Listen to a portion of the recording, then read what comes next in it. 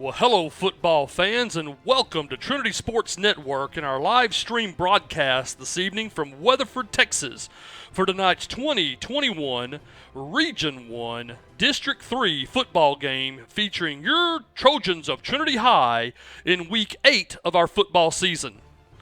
Tonight's game is being played at Kangaroo Stadium on the campus of Weatherford High School in Weatherford, Texas, featuring their Kangaroos and your Trojans of Trinity High School. We invite all of our Trojan fans to continue to spread the word regarding our live stream broadcasting of Trinity sports teams. This live stream can be located by following one of three pathways. The first, by viewing the Trinity High School website, clicking the Activities tab, then click on Sports, and then click on the Trinity Athletic Online Broadcast. The second pathway, by downloading the mobile app from the Trinity High School Athletic website, also located under the Sports tab.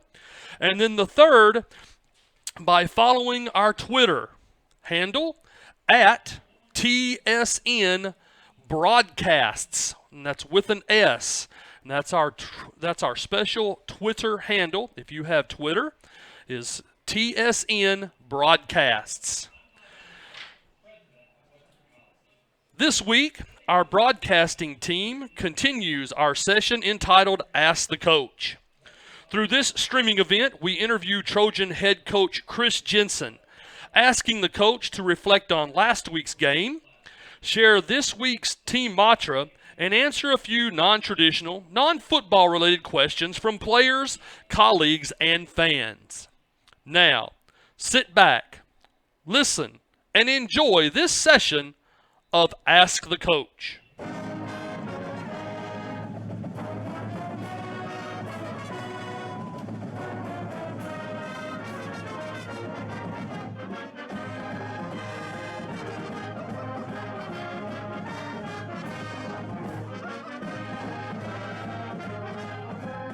Hello, football fans, and welcome to the Trinity Sport Network's special series entitled Ask the Coach, featuring our head coach, Chris Jensen, and week number 8 of the Trojan football season. Thanks for joining us, Coach. You bet, anytime. Highlight some of the accomplishments from last week's game against Chisholm Trail.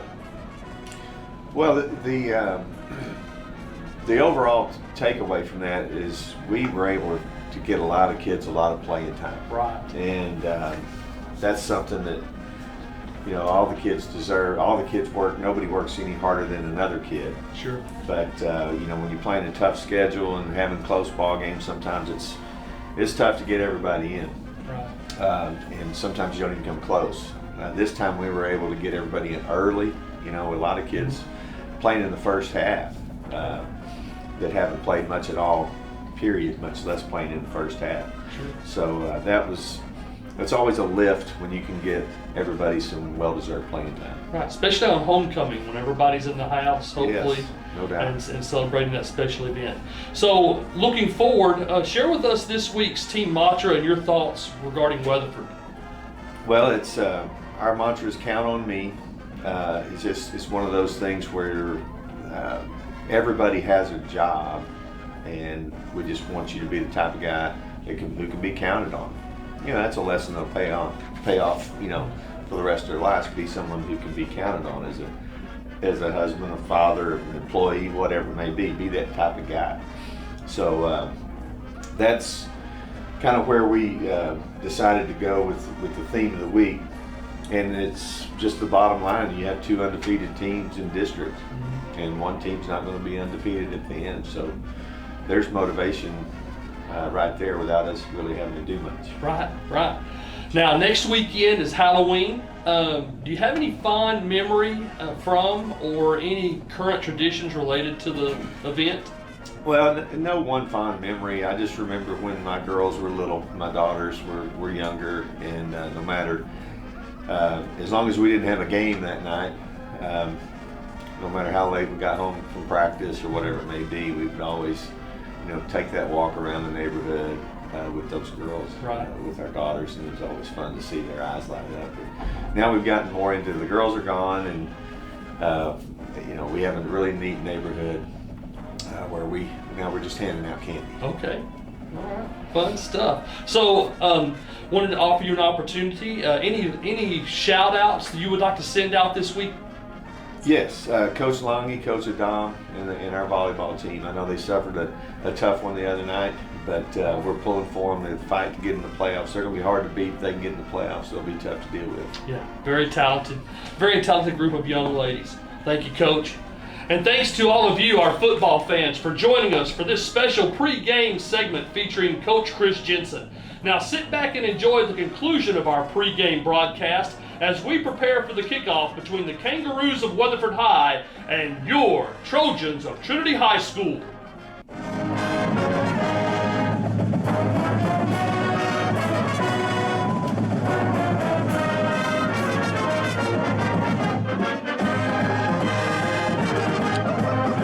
Welcome back, football fans, to Kangaroo Stadium here in Weatherford, Texas, as we await the playing of our alma mater here at the stadium. This is game 8 of our season. And so as we prepare, I'd like to welcome back to the booth Coach Jay Fitch. Coach Jay, always great to have you. Well, always good to be here. It was a long drive out here. Long and not real easy depending on the way you came in. There were a lot of people that decided they didn't know how to drive today, it appeared. Oh, and of course, every time I come this way, and I've been coming this way for a very long time, there always seems to be construction on that interstate, and it was wow. It was pretty rough trying to get in here this evening. Yeah, Jake and I rode out here together. He had his Waze out, and we were going on roads I'd never seen before. Right, and that's kind of the way I did. I even flipped around to the north through the countryside and came down what they called Jack Burton Expressway, coming in here kind of from the northeast end of town, and that made it a little bit easier than trying to come across the interstate. It was really hard. Are you of the same opinion? You'd rather be moving, even if you're moving in the wrong way, than you are sitting still? You know, the great part about it out here is, and I know Coach Fuller was talking about this earlier, is, even if you take the wrong road out in here, you're going to get a great view no matter which way you drive. Sure. We saw some beautiful houses, great land. It was really, really nice on our way out here. How do you like our third row seat? Well, it's a little shallow. We're a little low. And let's pause as the Trinity High School Marching Band plays the Trinity High School alma mater.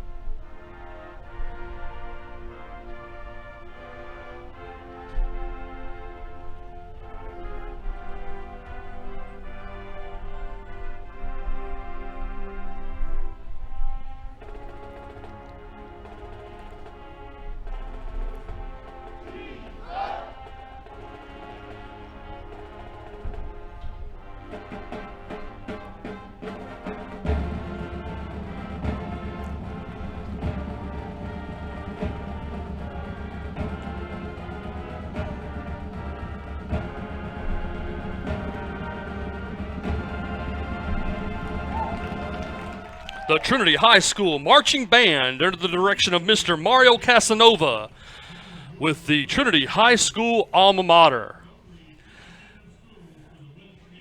Coach Jay, it just kind of feels like we're almost sitting on the tops of our fans here on the visiting stadium. They got to hope I don't do that. I'm kind of overweight. And so, but... yeah, we're right here. We went to the other side. I went and picked up those rosters that I hope we're going to use, and it's beautiful over on the other side. Yes, very, very beautiful complex from the home side. I know they have done some renovations here. You know, of course, at one point in time, this was like a 4A stadium in a 4A district, and they're exploding much like other parts of North Texas are. And so their population, and I know they bounced from 4A to what seemed 5A for a very short time, and now here they are 6A. And as the Trinity High School marching band playing the fight song, the Trojans have taken to the turf. And let's pause as we allow them to perform their ceremonial sippy towel.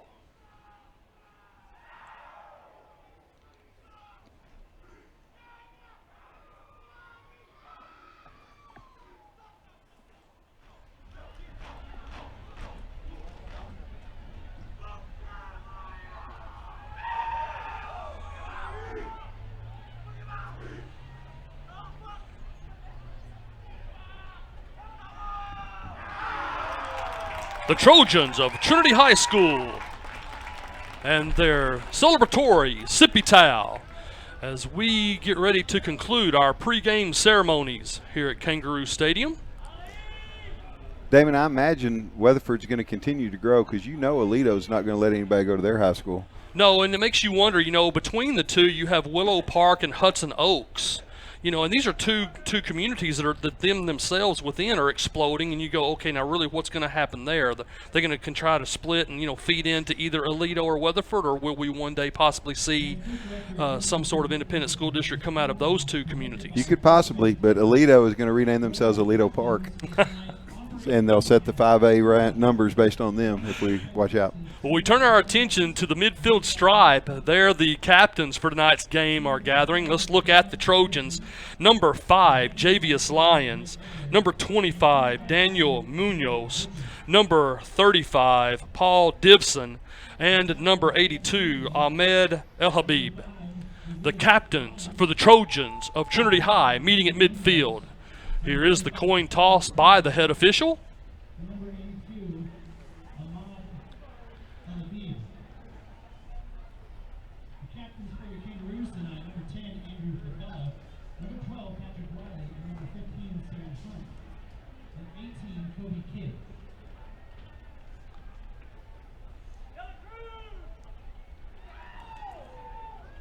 A lot of good conversation going on here by the head official between the two teams. Obviously must be talking in regards to sportsmanship and how he'd like to see this game played between the two teams and whatnot. So there's a special flip. Well, that guy did a really nice job. That's a good flip. Yes.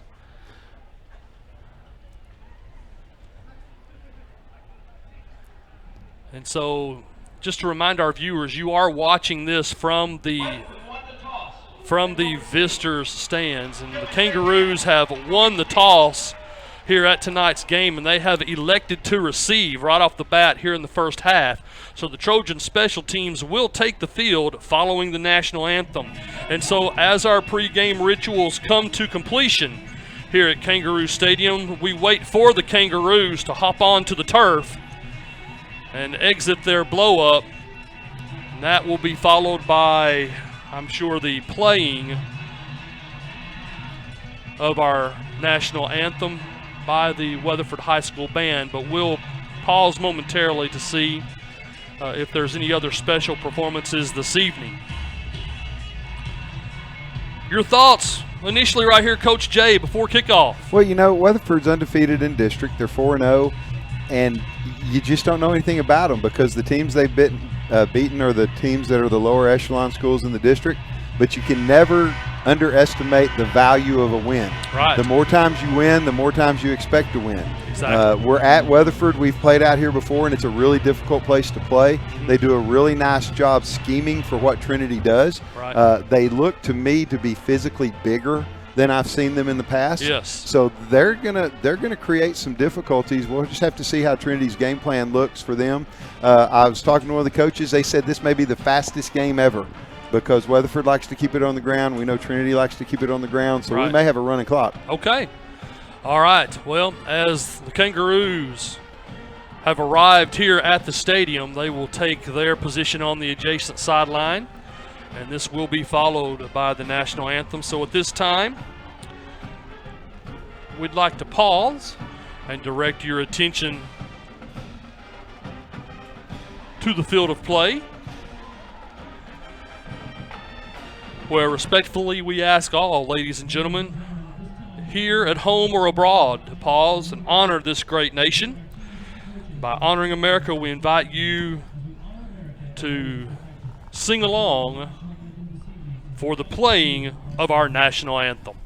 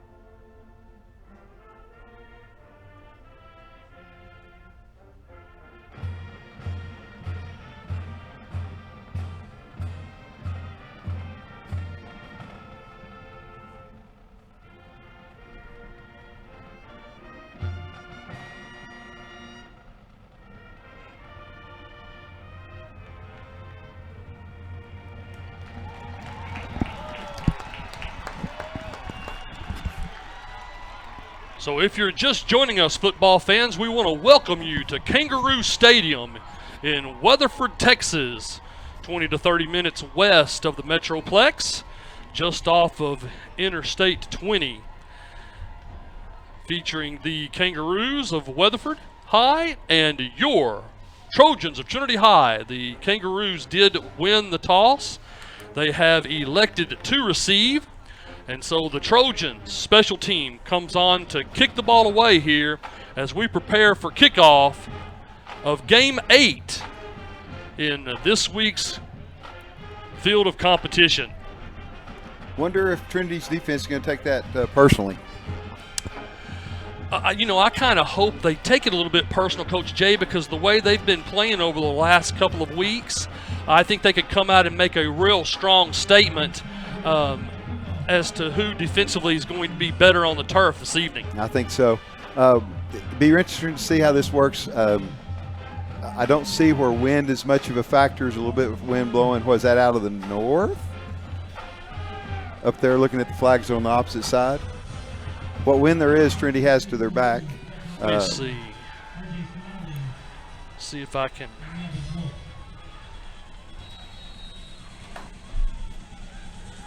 So the Trojan special teams line up for kickoff. Cotner with the kick, gets the ball away. It's a side-to-side, bounces in and through the end zone. And so that'll bring up a touchback for the Kangaroos. This will bring about their first possession of play here in the first half. It'll be 1st and 10 Kangaroos from their own 25. 6'7" tight end for the Kangaroos, number 89, Hayden Hansen, 255 pounds. Their quarterback is a tall, big, strong young man, a junior, 6'2", 220 pounds. So athletically, they're pretty big across the offensive line. We'll see how our defense handles this. You look at some of them, you think they may not be able to play for Trinity, and you look at some of the other ones, and you think, holy moly.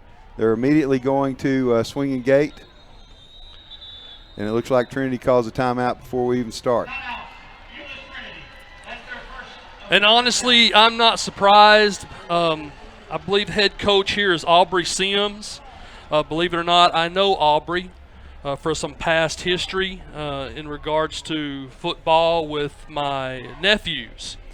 And I believe at one point in time, Aubrey was at my alma mater, in fact. Really?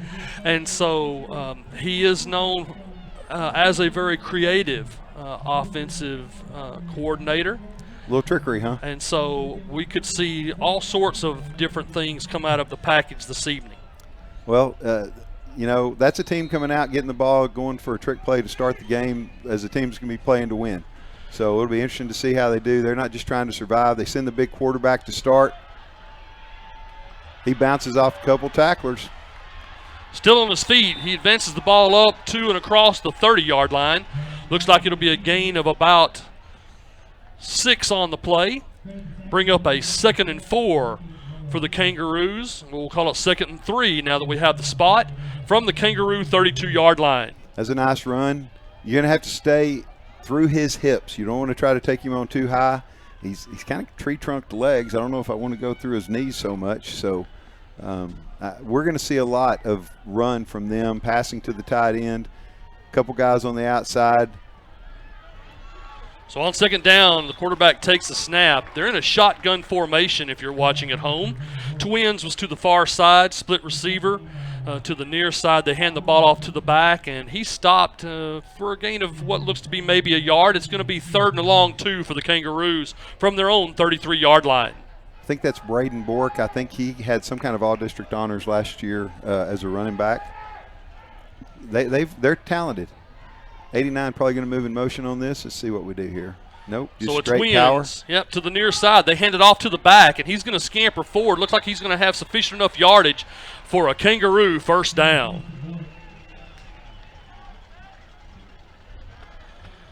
Well, Coach, I'm showing a mild 78 degrees here in Weatherford, Texas, and I've got the wind coming out of the southeast.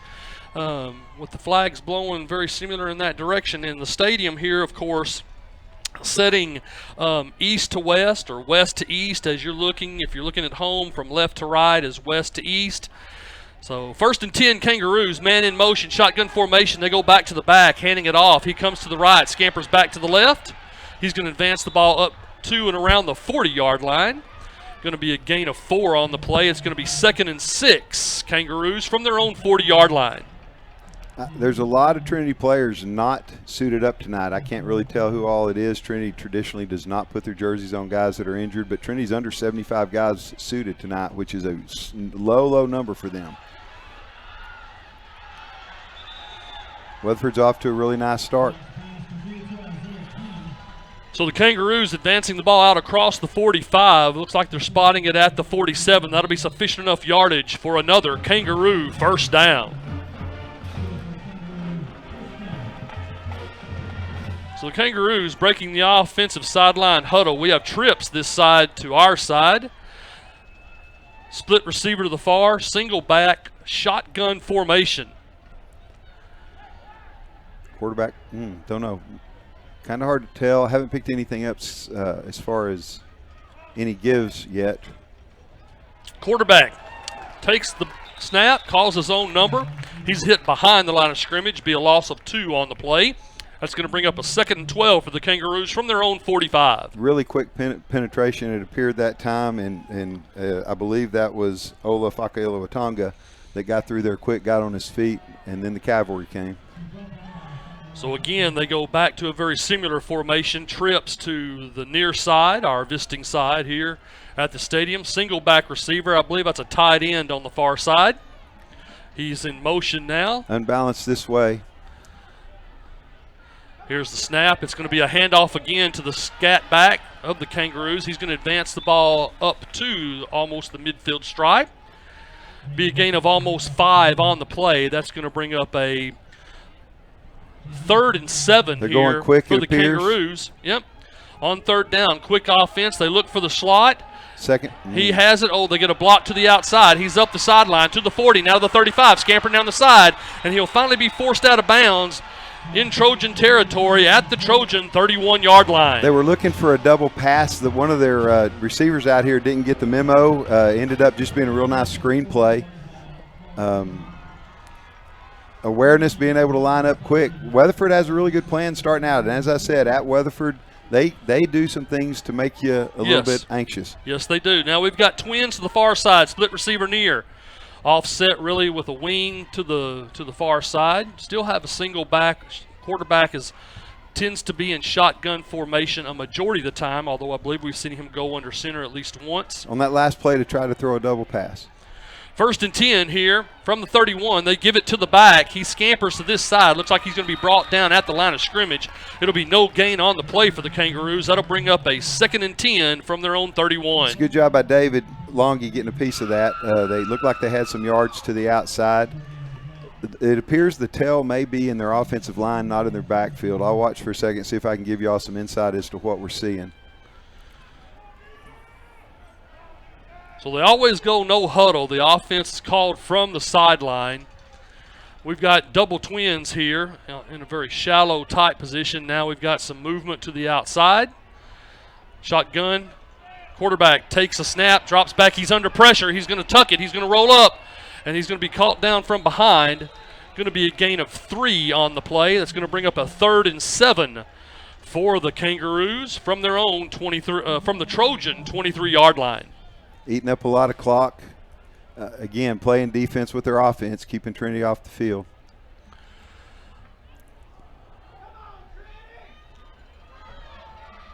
The Trojans working defensively here, making the necessary adjustments. Twins to the far side, split receiver near. That split receiver now in motion. Shotgun, here's the snap. He's looking for the inside. Now he's looking deep. He has a man open. Touchdown, Kangaroos. Got a miscommunication on the outside as far as coverage goes. We didn't have enough, and they got a man up the sideline for an easy, easy touchdown. So with 6:51 remaining here in the first quarter, the Kangaroos strike first, putting it in the end zone. Their special teams come on. They have number 16 to hold. Made a good call taking the kickoff. And number 5, I believe, on the 15, excuse me, number 15, and his attempt is up, and it's good. So the Kangaroos out in front of the Trojans here in the first quarter, 7-0. With that, we'll pause for our first quarter offensive senior spotlight. This is sponsored by our men's and women's basketball teams, which are preparing to tip off for the upcoming basketball season. The men under the leadership of Coach Mark Valines and Brent Gillum, and the women coached by Doug Sporier and Jenny McKinney. This offensive spotlight features A.J. Safi, number 28, a 6'2", 168-pound receiver. When I spoke with A.J.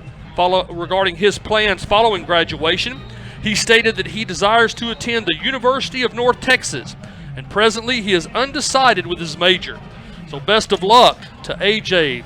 in tonight's game through the remainder of his senior year and senior season, and on to the University of North Texas as he continues his collegiate career and will, I'm sure, decide later on a major and a life career.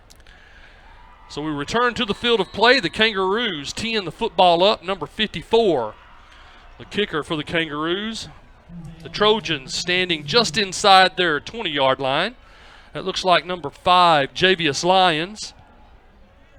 Little pooch kick here by the Kangaroos. That ball is fielded.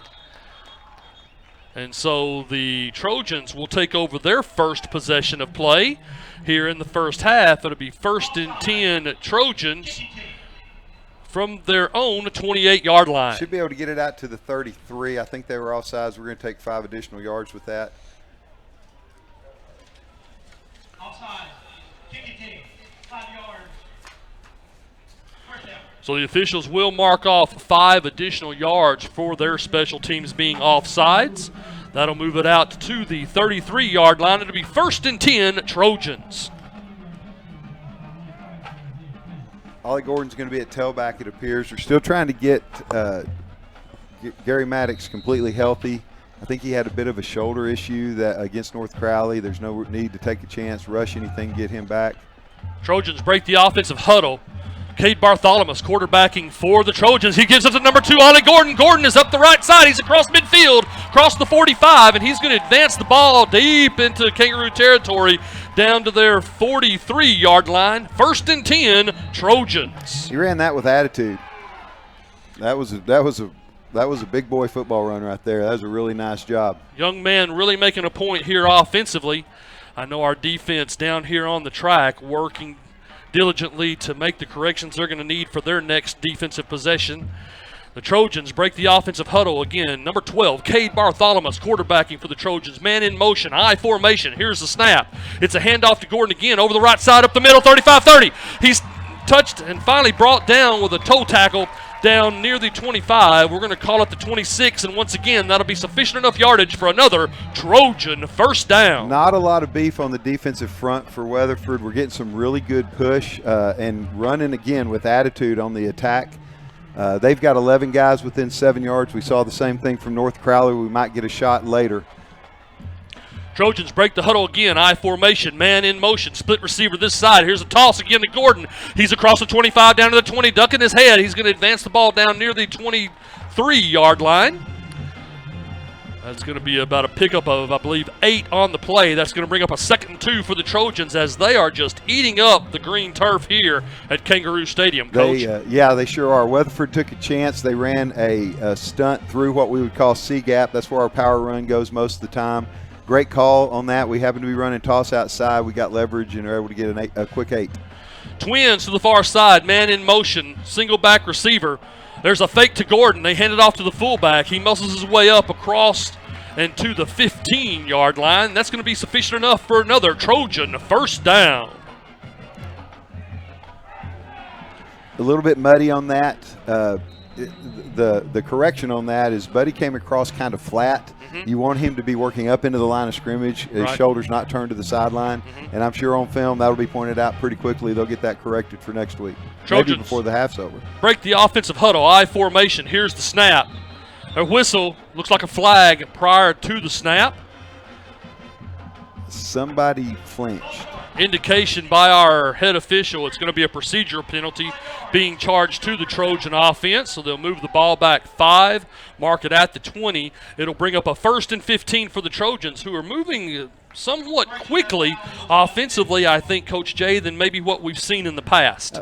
Calling a play and making them defend it as opposed to worrying about trying to call the right play. I formation. Here's the snap by Bartholomew. He hands it off to Gordon. Gordon is hit behind the line of scrimmage by the defensive front of the Kangaroos. It'll be a loss of 2 on the play. Oh, while he was talking, he got himself a penalty. Can't talk. So dead ball penalty coming here.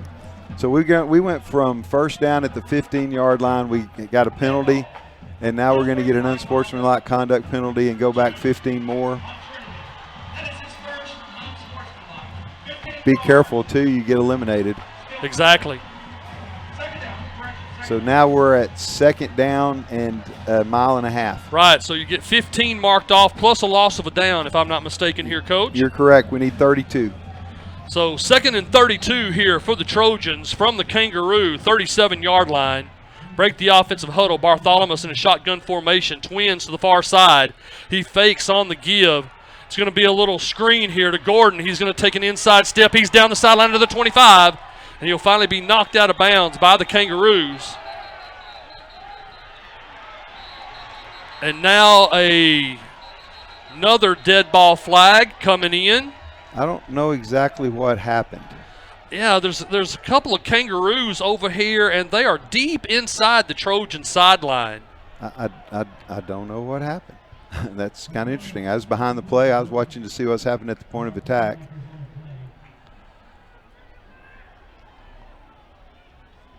Trinity had a young man block him all the way out of bounds. I don't know if they're going to say blocked him too far out of bounds. We'll just have to wait and see. So here's the call by the head official.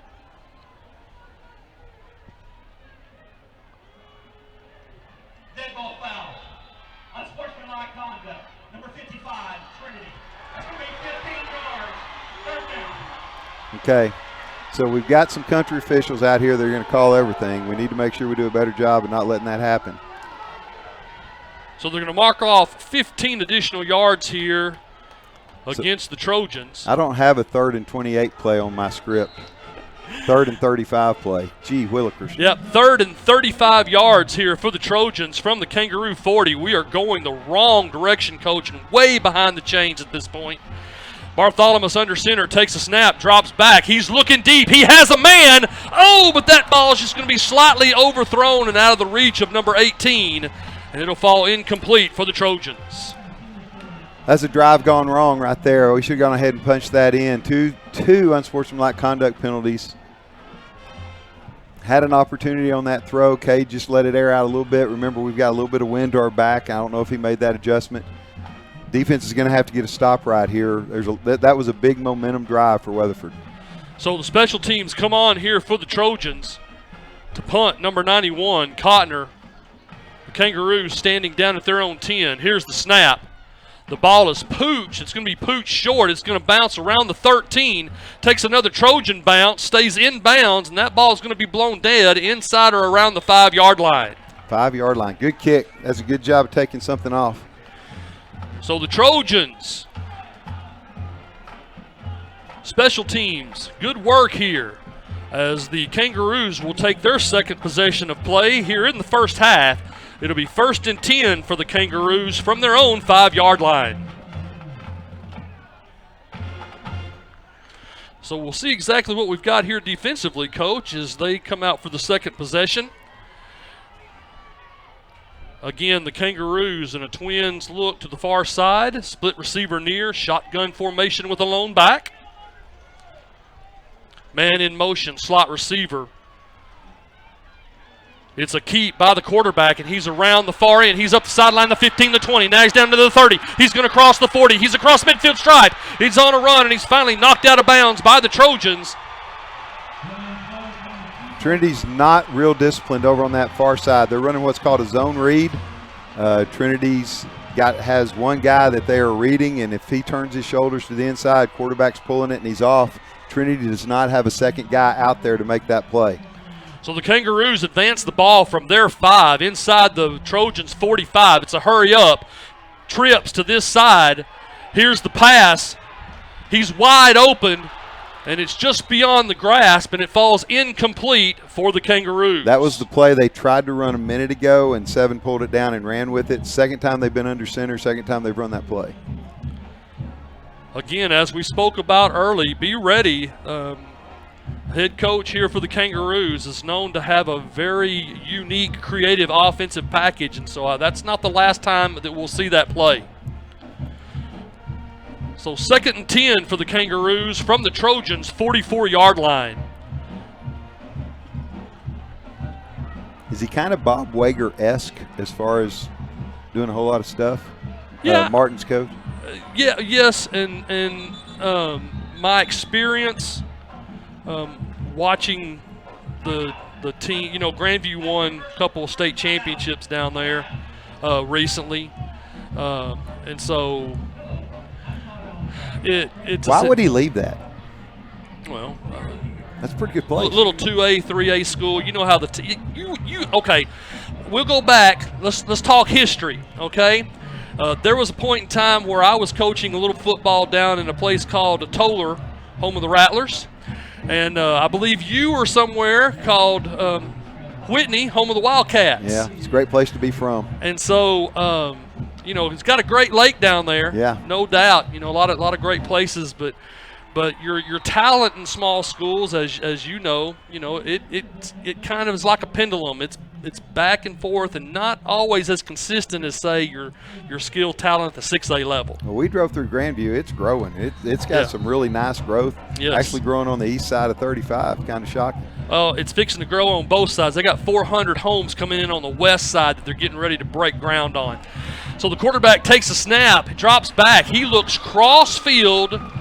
Ball is off the fingertips, I believe, of the tight end, falling incomplete for the Kangaroos. So that's going to bring up a 3rd and 10 for them from the Trojan 44-yard line. Weatherford has not dialed up a bad play yet. No. They have not run a poor play. Everything they've run has been the perfect call and the perfect situation. That ball should have been caught. They should have been down about the Trinity 20 on that one. They're doing a really nice job. They had a really good game plan. They're playing with a whole lot of intensity. Remember, that 4-0 record didn't beat anybody, but they won. Right. That means a lot.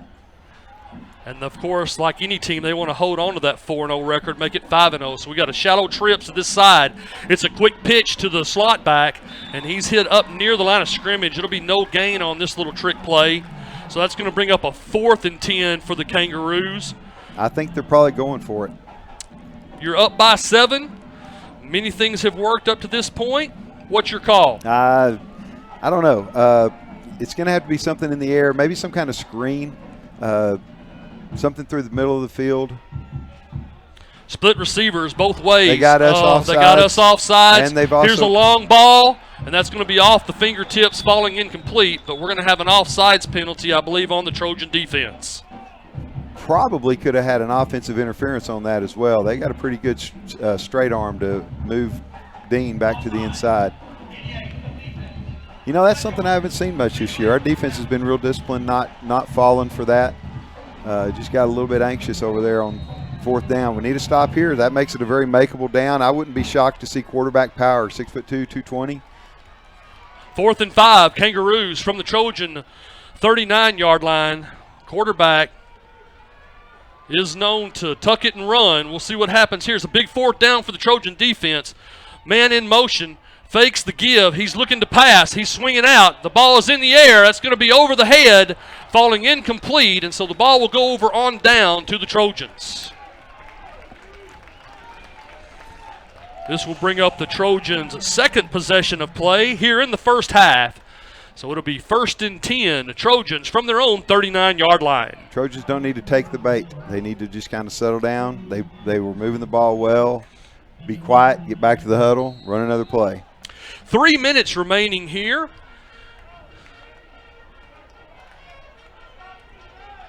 In the first quarter of play, as the Trojans break the offensive huddle I formation, they give it to Ollie Gordon. Man, he's up the middle. Now he's across the 45, the 40. It's going to be a foot race to the 30, the 20. He turns on the Jets, and he's finally going to be pulled down inside the 10, and that will be sufficient enough yardage for another Trojan first down. Number 14 is not on the roster for Weatherford, but, man, he just did a great job. He took a great angle as soon as he saw Ollie get through and actually ran him down. Don't see that happen very often. 1st and goal, Trojans from the Kangaroo 7. They're committing everybody to the run, 1st, 2nd level, and we've talked about this before. That's awesome, but you better not let him through because there's nobody left in the middle. I formation. Bartholomew with the snap, hands the ball off to Gordon. He's up the middle. Looks like he's hit near the line of scrimmage, a gain of maybe a yard on the play. That's going to bring up a 2nd and goal for the Trojans.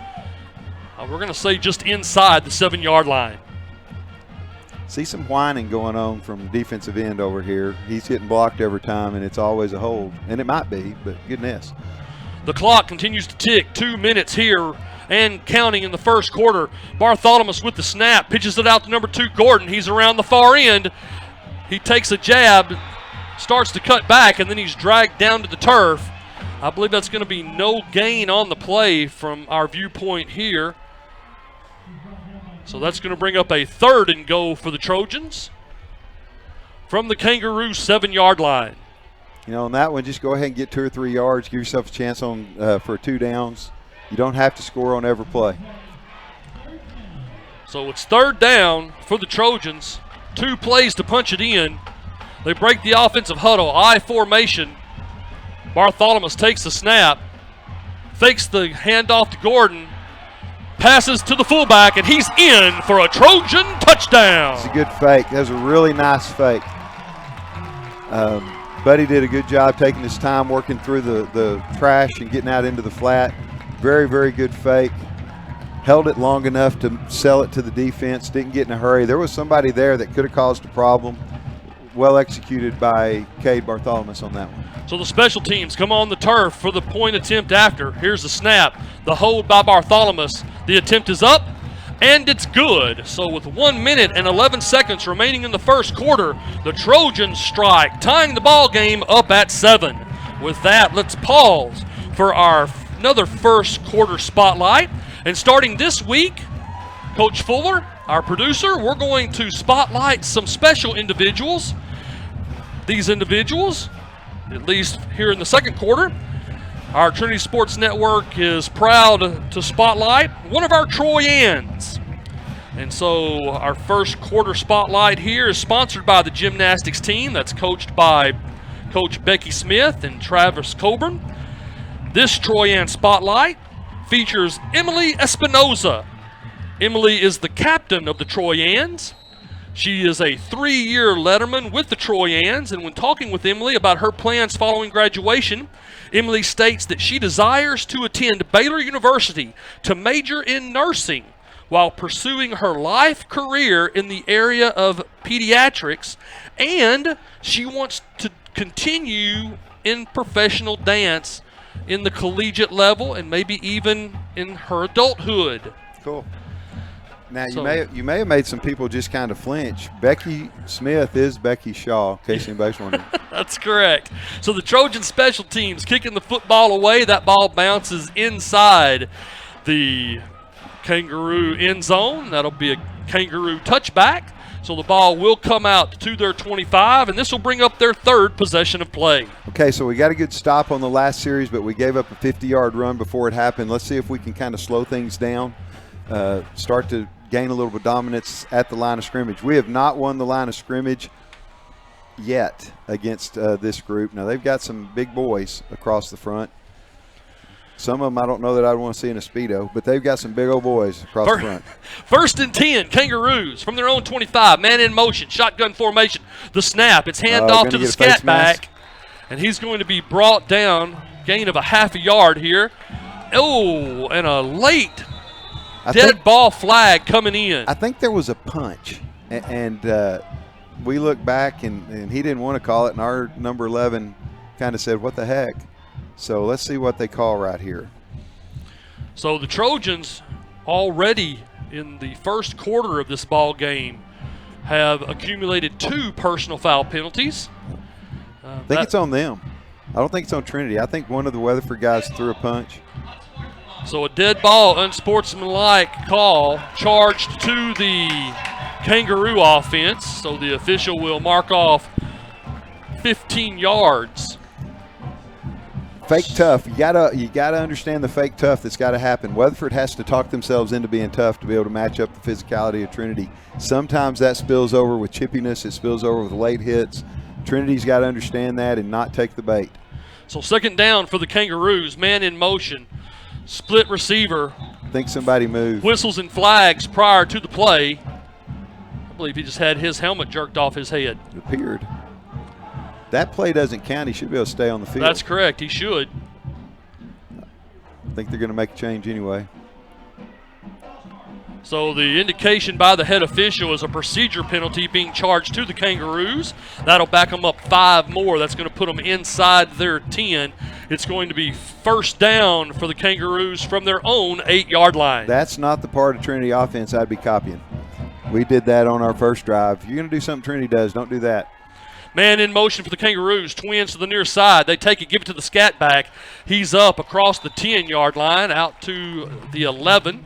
Some kind of trickery, you think? Yeah, I think so. Gain of 3 on the play by the Kangaroos. That's going to bring up a 3rd and long here. The Kangaroos are known already early for a lot of trick out of the bag, so to speak. How about a hook and lateral? It wouldn't surprise me if we didn't see swing and gate again at some point. I mean, that was their first play right out of the bag following the initial kickoff. And, of course, the Trojans called an immediate timeout. I think we're going to take the quarter here. They're going to talk about it a little bit. So the final tick of the clock. So that ends the first quarter of play here at Kangaroo Stadium, where we are all tied up at 7. Let's break for just a moment for a Trinity Sports shout-out in this quarter break. This shout-out is for the Trinity High School Marching Band and their directors, Mario Casanova, Daniel Cuevas, and Manny Flores. Congratulations to the Trinity High School Marching Band for receiving a First Division trophy at the Region 31 UIL Marching Contest. All 3 judges in the contest awarded a First Division to the Trinity Band. This qualifies the Trinity Band to advance to the UIL Area B Marching Contest, and that will be held on October the 30th. So from all of us on the TSN team, we want to thank the Trinity High School Band for their support, and we want to thank each and every one of the directors, participants, band members, band parents for everything that you do throughout the sports season to make it very entertaining on and off the field. So as we return to the field of play, we begin the second quarter here at Kangaroo Stadium. 3rd and long for the Kangaroos from their own 11. Here's the snap, shotgun formation. The quarterback calls his own number. It's a quarterback keeper. Gain of 3 on the play. Advances the ball up to their own 14, and that's going to bring up a 4th and long for the Kangaroos. Smart with this, you just need possession. Nothing silly. Make sure you cover up those guys on the outside. I don't see them. If they faked it on 4th and 25, I might go shake the coach's hands for his guts. So the special teams come on for the Kangaroos, deep in their own territory, standing at the 3. Here's the snap. He kicks the ball away. A nice high spiral. Gordon's going to field the ball at the 30, looking up the far sideline. He's up to the 40, cuts back to the 45. We've got a flag coming in on the play, and he'll finally be pushed out of bounds up around the 47-yard line. I think we had either a hold or a block in the back. I would bet a block in the back. So this will bring up the Trojans' 3rd possession of play here in the first half. Jake saw a personal foul. What'd you see? Crackback? Illegal crackback. Tough rule. That's a tough rule to adjust to in special teams. So this will take us back inside the 30-yard line. Here's the call by the head official. Personal foul. Blocking below the waist. Yep, personal foul, blocking below the waist by the special teams. So they'll mark off 15 yards from the spot of the foul. That'll back it up from the 40 to the 25. This will bring up their 3rd possession of play. 1st and 10 Trojans from their own 25-yard line. That's a good job flipping the field by Weatherford. They were, they were kind of pinned back there. They did a nice job getting the punt off, taking advantage of a block. Anybody that doesn't know the rule, on any kind of change of possession, you have to block above the waist. That includes interceptions, fumble recoveries, all those different things. Trojans break the offensive huddle, I formation. It's a give to Gordon over the right side. He advances the ball back to the line of scrimmage. Maybe a half-yard gain on the play. He's going to bring up 2nd and a long 9 for the Trojans from right around their 26-yard line. That was a 6-foot-tall, 145-pound linebacker that just snuck in there and made that play. So the Trojans break the offensive huddle, lone back, twin look to the far side. It's going to be a penalty against the Kangaroos. Looks like a defensive offsides. Got to keep that in bounds. Cade threw that one out of bounds and away. You got to go ahead and throw that where your receiver has a chance. Don't take a risk on that. So here's the call by the head official. It is offside. It's going to be charged to the Kangaroo defense. So they'll mark off 5 additional yards, respot the ball near the Trojan 31-yard line. And that'll bring up a 2nd and long 4 for the Trojans. I like to see no play. That was good. They are stacked on the line of scrimmage, and they're running forward trying to create some havoc. I formation, twins to the near side. Here's the snap. Once again. And then it's a pass to the slot receiver. That's Jaquan Black. He's across the 40, makes a twist at the 45, tucks it. It's finally brought down, and he'll advance the ball out across the 48. That'll be sufficient enough yardage for another Trojan first down. I really thought they gave it to Ollie, and I was waiting for you to start calling off the yardage because he was gone. He went through that hole untouched. Yes, he did. And it's kind of been that way off and on, a majority of the on then off for most of the night thus far. They're getting some good push up front. Trojans break the huddle, lone back, split receivers each side. Here's the snap. It's a give to Gordon. He is up the left side, a little hop here, still on his feet. He's going to advance the ball across the midfield stripe. Looks like a gain of 3 on the play. That'll bring up a 2nd and 7 from the Kangaroos 49. They're really muddying it up.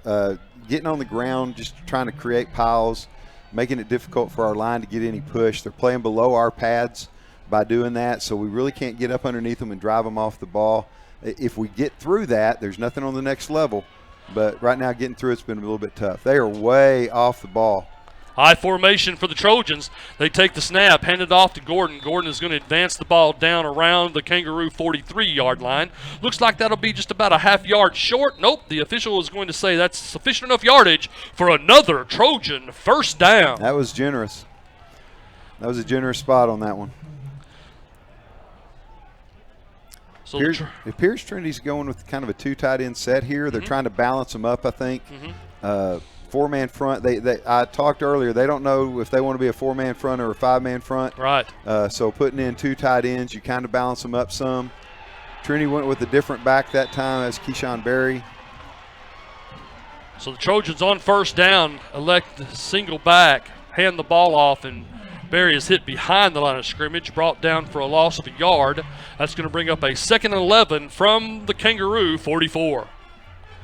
Now, you and I, historically, over weeks, have talked about playing in front of the chains, not behind them.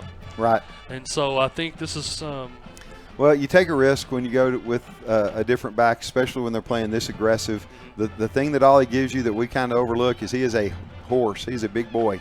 And he's got a chance a lot of times. He's got a chance a lot of times to just run through that first tackle. That was a really good ball on the sidelines. Good job by Jaquan getting a foot in. Little play action, and brings up a really 3rd and short. 2-down territory. We got 2 downs to get 1 here. 3rd and 1 for the Trojans from the Kangaroo 34-yard line. Trojans breaking the offensive huddle again. Majority of the time we're under center I formation. Bartholomew with the snap. Hands it off to Gordon. Gordon's over the right side. He's down to the 30. Tiptoeing. He's finally going to be brought down by 3 Kangaroos down near the Kangaroo 25-yard line. And that'll be sufficient enough yardage for another Trojan first down. That was a good job of getting push. Again, they're just bringing guys in gaps and trying to get on the ground and create just a huge pile in there. And picking your way through that, sometimes that slows you down, if nothing else, takes away some of your momentum in your run. 1st and 10 Trojans from the Kangaroo 26. Bartholomew with the snap, I formation, hands it off to the fullback, and he rumbles over that left guard, advancing the ball inside the 20. Looks like a gain of 8 on the play. That'll bring up a 2nd and 2, I believe, from the Kangaroo 17. Okay, if I was coaching Buddy right now, I'd say, Buddy, that's a great run. You're a fullback. Don't try to make a move after you go through the line of scrimmage. Make the first one and run to the end zone. 2nd down, Trojans, deep in Kangaroo territory. I formation, split receiver to the far side. Here's the snap. It's a give to Gordon. He makes a cut over the middle, still on his feet, and he's going to advance the ball down inside the 15. That'll be sufficient enough yardage once again for another Trojan first down. They had someone standing in the hole unblocked, and he missed. So 7.5 remaining here in the first half of play, all tied up at 7. The Trojans with their 3rd possession, knocking on the Kangaroo door. Ollie has moved to quarterback. Keyshawn Berry has come in the game, so we should be in the gun on this one. Expect probably an off read power play to this side. They're going to bring Keyshawn across in front and let Ollie make the decision whether to give it or keep. Twins to this side. He keeps.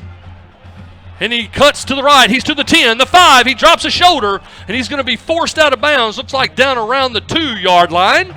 That's okay. It's a first down. So that's going to be another Trojan first down. It'll be 1st and goal. That was a great run. From the Trojan 1, I believe. That was a very underappreciated run because he started up in there and there was nothing, and he went backwards for a step and a half, made a miss, and then re-accelerated. That was really nice. Just a little over 7 minutes remaining on the clock here in the first half of play at Kangaroo Stadium. This has been very much a ground game as we discussed prior to kickoff. Both teams running the ball. The Trojans break the offensive huddle, I formation. Here's the snap. Diving in, we're waiting for the official. He's laying in the end zone. There you go. And there you go. There it is. Touchdown, Trojans. Now, the only thing about it is they were waiting because Ollie did go to his knees pretty early. Right. But he went to his knees, and his knees hit the goal line, so I think the ball must have been in. That's a good drive. They needed that. That was a 75-yard drive. They took it down the field. They had a couple of nice passes along the way. So that was well executed. It's what we're going to need to be able to do. And again, Weatherford thinks they can win. We need to make the think go away. So here's the special teams on for the attempt. The football is up, and Cotner's attempt is good. So with 7 minutes and 1 tick of the clock remaining here in the first half of play, the Trojans leading the Kangaroos 14-7. With that, let's do our second quarter offensive senior spotlight. This spotlight is sponsored by our athletic training program under the leadership of our 2 outstanding athletic trainers, Dr. John Brunette and Dr. Trina Hughes. This offensive spotlight features Logan Brim, number 62, a 6'5", 221-pound offensive lineman. When I had a conversation with Logan regarding his plans following graduation, Logan stated that he desires to attend Lady of the Lake University and major in world, foreign, and domestic business with a minor in international business. So best of luck to Logan through this season, his senior year, and as he pursues a career in business by attending Lady of the Lake University. Damien, you know what I've noticed? What's that? There's a lot more majors now than when I went to school. There are a lot more majors. Many more majors. Many more majors. So we return to the field of play. The Trojan special teams on to kick the ball away. 3 Kangaroos standing down around their 5-yard line. Here's the approach. The kick. The ball is up. Great kick. That ball is going to bounce into the end zone, and that will be another touchback for the Kangaroos. That's 3 yards deep into the wind. That was a really, really nice kick. So this will bring up the Kangaroos' 4th possession of play. Here in the first half, it'll be 1st and 10 Kangaroos from their own 25.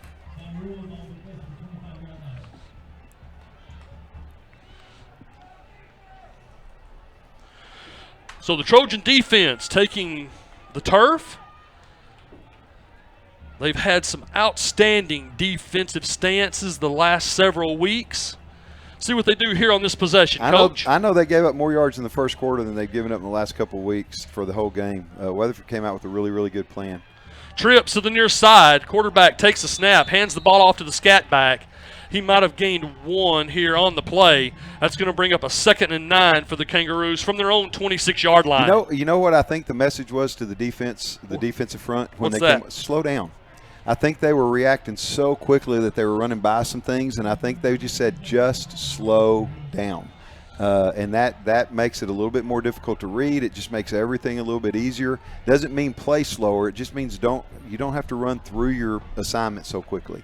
Trips to this side. The quarterback calls his own number on the quarterback keeper, and here come the Trojans. Flag on the play. They force the quarterback out of bounds for no gain, and we'll see exactly what we've got. Maybe a holding call here, Coach? I think so, and that was just really, really good defense. You know, we talk a lot about Naimose doing such a great job of making tackles. What he did just then was he got penetration. He pushed the offensive lineman back into the backfield, forced the quarterback to bounce, and that allowed pursuit to get there. I think I'd probably let that one go. So here's the call. It's going to be holding against the Kangaroo offense.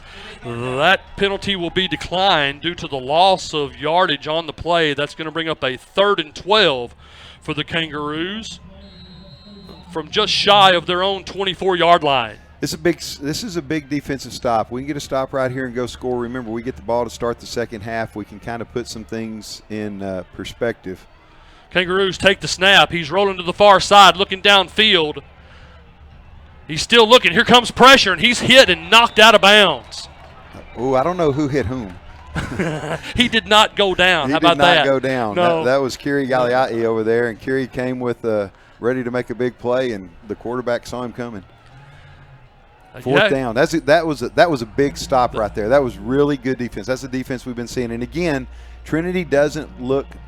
They're not rushing things. Right. There is a difference in playing fast and playing out of control. And I think on the first couple of drives we were a little bit out of control. Right now we're playing fast through our assignments, and that really shows what they're doing. So the Kangaroo special teams on to punt the ball away. Number 2, Ollie Gordon standing back around his 35. Here's the punt. It's up. Kind of a knuckleball, hits. It's going to bounce and look like it's going to come to rest around the Trojan, the 30-yard line. So this will bring up the Trojans' 4th possession of play. Here in the first half, it'll be 1st and 10 Trojans from their own 30. Now remember, they've not stopped Trinity yet. Trinity stopped Trinity once on the first drive, but Trinity's gone down on the 2 ensuing drives and scored. Need to do that one more time. Take 2 or 3 minutes to do it unless you just want to break one right here. I've got an update on a score. This is exciting news for HEB. The Paschal Panthers, 0. The Bell Blue Raiders, 30. All right. In the second quarter. Second quarter, the Blue Raiders on top of the Panthers of Paschal, 30-0. Here come the Trojans. But prior to, we've got a timeout called by the Kangaroos. So with that timeout, let's do our next second quarter spotlight. And this second quarter spotlight, Coach Fuller is going to highlight and spotlight one of our cheerleaders. This spotlight is sponsored by our volleyball team, and it's coached by Mia Lange, Zuela Adam, and T. Lange. This cheer spotlight features Alexa Meehan. Alexa is the captain of the cheer squad here at Trinity High School. Alexa has been cheering for a total of 10 years, and this is her third year, year 3 letter at Trinity High School. When talking with Alexa regarding her plans following graduation, Alexa stated that she desires to attend the University of Oklahoma and major in psychology, and she plans to pursue a life career as a psychiatrist. So best of luck to Alexa throughout the remainder of this season as she continues to lead an outstanding cheer squad in each and every event. And best of luck in life as she pursues her passion in psychiatry. Trojans take the football, hand off to the fullback. He's across the 30, still on his feet. Looks like he will advance the ball out near the 33-yard line before being brought down. Gain of 3 on the play. That'll bring up a 2nd and 7 for the Trojans. Fullback. There you go. Fullback came out, and I didn't see a fullback going in. I was getting a little concerned. The backups better be ready. Every once in a while, somebody gets a little sting, and they take themselves out. Ollie is really deep. High formation for the Trojans. Gordon takes a snap over the left side. He's to the 35. He's up to the 40. He makes a little hop. He's across the 42, and he'll finally be drug out of bounds up around the 43-yard line. And that'll be sufficient enough yardage for another Trojan first down. Make sure he gets up over there. He's up. Good to see. Everybody looks like they're headed back to the huddle. So 5 minutes and 5 seconds remaining here in the first half of play. The Trojans leading the Kangaroos by 7, 14-7. The Trojans with their 4th possession. It's going to be 1st and 10 Trojans from their own 43-yard line.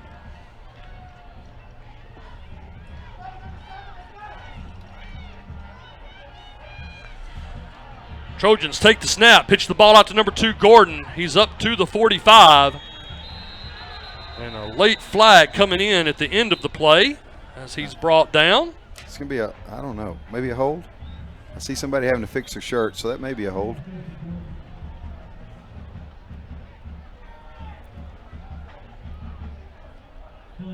And Ollie stayed down on this one.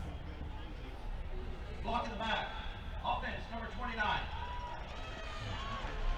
That's tough on a fullback. He's working really hard to get out here, and the guy turns and runs to the sideline, and you end up blocking him in the back. So they'll mark off 10 yards for the offensive penalty against the Trojans. It'll be 1st and, what do we got here, 18?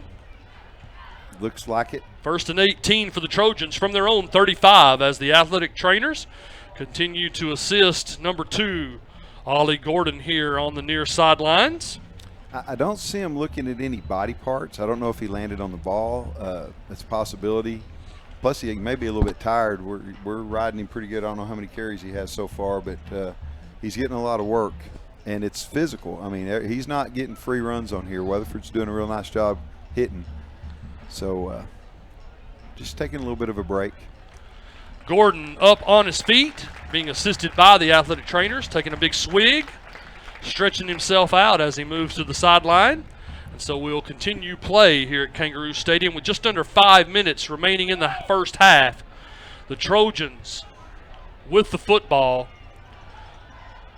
1st and 18 from their own 35. Twins to the far side.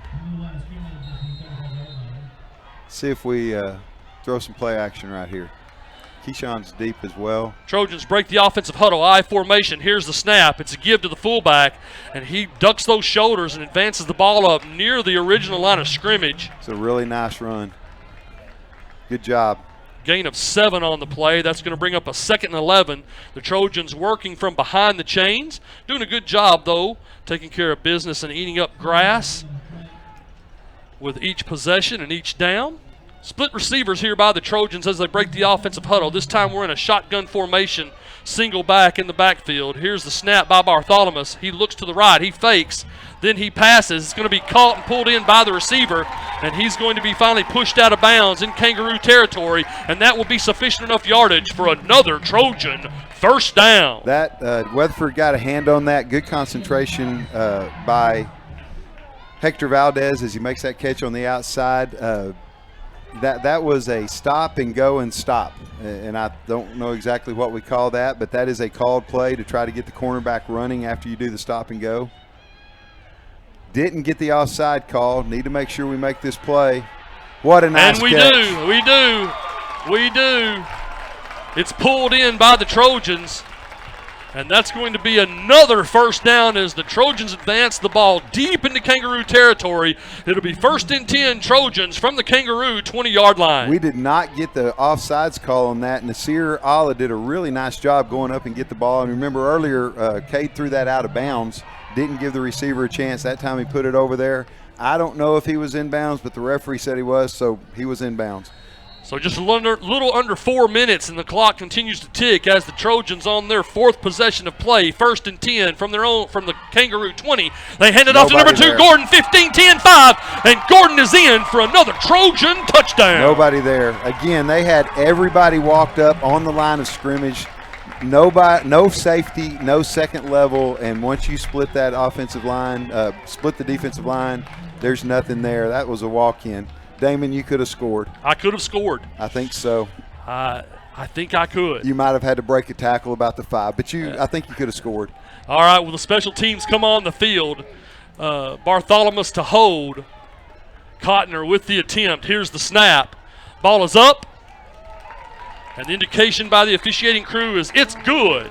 Okay, so here's the situation. Trinity's moved up 21-7. They need to do a great job on this series not to give any life to Weatherford. Right. 3 minutes and 40 seconds to go. Yes. Remember, Trinity has the ball coming out at half. Right. They probably could use the rest offensively. I mean, Weatherford is playing very aggressively, and they're doing a good job hitting us.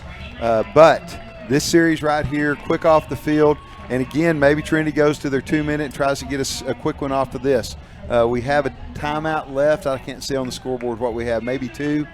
Looks like 2 timeouts left. 2 timeouts, yes, sir. So depending on how these first couple of plays go, let's see if Trinity is going for the throat or they're just happy to be up 21-7 going into half. So the special teams return to the turf here at Kangaroo Stadium. Number 91, Kelson Cotner, the kicker for the Trojans, about to tee up the ball. Kangaroos with 3 back on their 5-yard line. Again, Cotner kicking with somewhat of a head crosswind here at the stadium as the stadium is setting west to east, left to right. The wind blowing across, typically now from the flags looking like from the south. Here's his approach. The kick, the ball is up, side over side, and once again bouncing deep into the end zone for a Kangaroo touchback. Wow, he's doing such a great job. Okay, that's another thing. Jake and I watch a lot of college games. If there is a game on, we usually have it on. It doesn't matter what level. That young man right there could be kicking for somebody. We've seen a whole lot of teams with a whole lot of kickers not as good as That's correct, Kelson Cotner. Kelson Cotner. Yes, sir. So the Kangaroos take to the turf. This will be their 5th possession of play. Here in the first half, it'll be 1st and 10 from their own 25-yard line. 3:40 remaining on the clock here in the first half. The Trojans up by 14, 21-7. Shotgun formation. Trips look to the far side. Man in motion by the Kangaroos. Fakes the pitch. Calls his own number on the quarterback keeper. Big boy at quarterback. Yeah, I'm going to make Jake sad, but they watched the OU game. Gain of 4 on the play by the Kangaroos. That's going to bring up a 2nd and 6 from their own 29-yard line. I would have called that the Texas game, but they weren't there in the second half. Who? Yeah, exactly. All right, so quarterback in shotgun formation. Twins to the far side. Split receiver near. Sorry about you, Texas fans. You got a Longhorn sitting over here. Be careful now. I'm trying. I'm doing my best. He's got Twitter. Be careful. Here's the snap by the Kangaroos. Again, he calls his own number, tucking the ball, trying to get to the outside. And the really defense good just comes job. up That's going to be a loss of a yard, I believe, on the play. They just hammered once, again, twice, a third time, finally bringing that big boy down.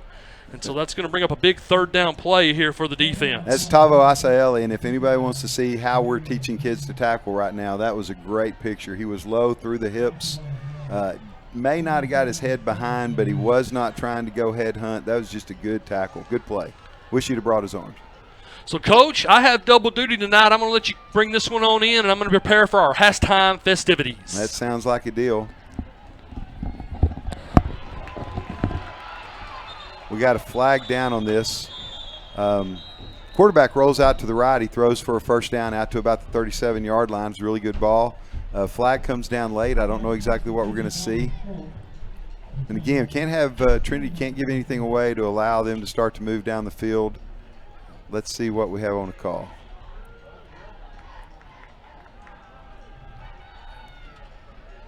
Oh, that's good to see.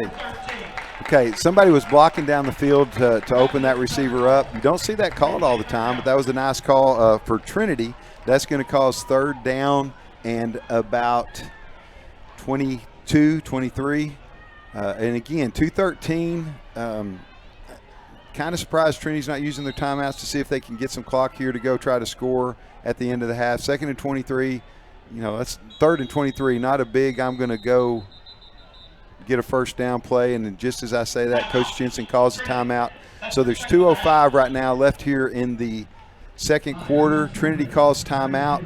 3rd down and 23. This is a big play right here because if Trinity can go ahead and force the punt, and we've seen Trinity in the last few weeks really put pressure on the punter, maybe bring some pressure. Don't worry about necessarily trying to get the return, but bring some pressure, see if you can force a bad punt, shorten the field, and try to go down and get a cheap one right before the half. Cade's been throwing the ball really, really well. You do have the threat of Ollie at any time. So this is an opportunity, maybe even a trick play coming out of the exchange if we can force a 4th down right here. So Trinity will come back on the field. Defense having a conversation. See if we can get some pressure. You got to think they're going to have to pass this. 2 receivers out to the left, 1 to the top of the field to the right. Tight end is in kind of a tight slot to the right side. 1 back set to the tight end. Weatherford under center. Trinity's playing pretty deep in the secondary. Quarterback drops back. Got some pressure coming. Good job. Second rusher. I think it appears that Daryl Watkins got there first, forced the quarterback to step up, and as he was getting ready to throw, Olafake Olatonga came over the top and knocked that ball away. So it's going to be 4th and 21, and Weatherford does Trinity a favor throwing the ball, so now Trinity does not have to use their timeout. They'll be able to get the ball back with about a minute and 50 seconds to go. You have to assume by the fact that Trinity called timeout, they're going to stay pedal to the metal and see if they can get some more points here. Great punt. See if we can catch that on the bounce. Come on, Ollie, come this way. Don't block. Good job. So Trinity's going to have the ball at their own 45-yard line. A minute 46 to go. That's a great punt, by the way. I believe the quarterback is the punter. That's a super job. So Trinity's out at the 45-yard line. They're going to be on the right hash. Let's see if we are going to start out probably under center, maybe run some kind of draw here on the first play. Ollie is back down on the ground. Looks like he may be cramping up a little bit. Might change the idea of the attack just a little bit.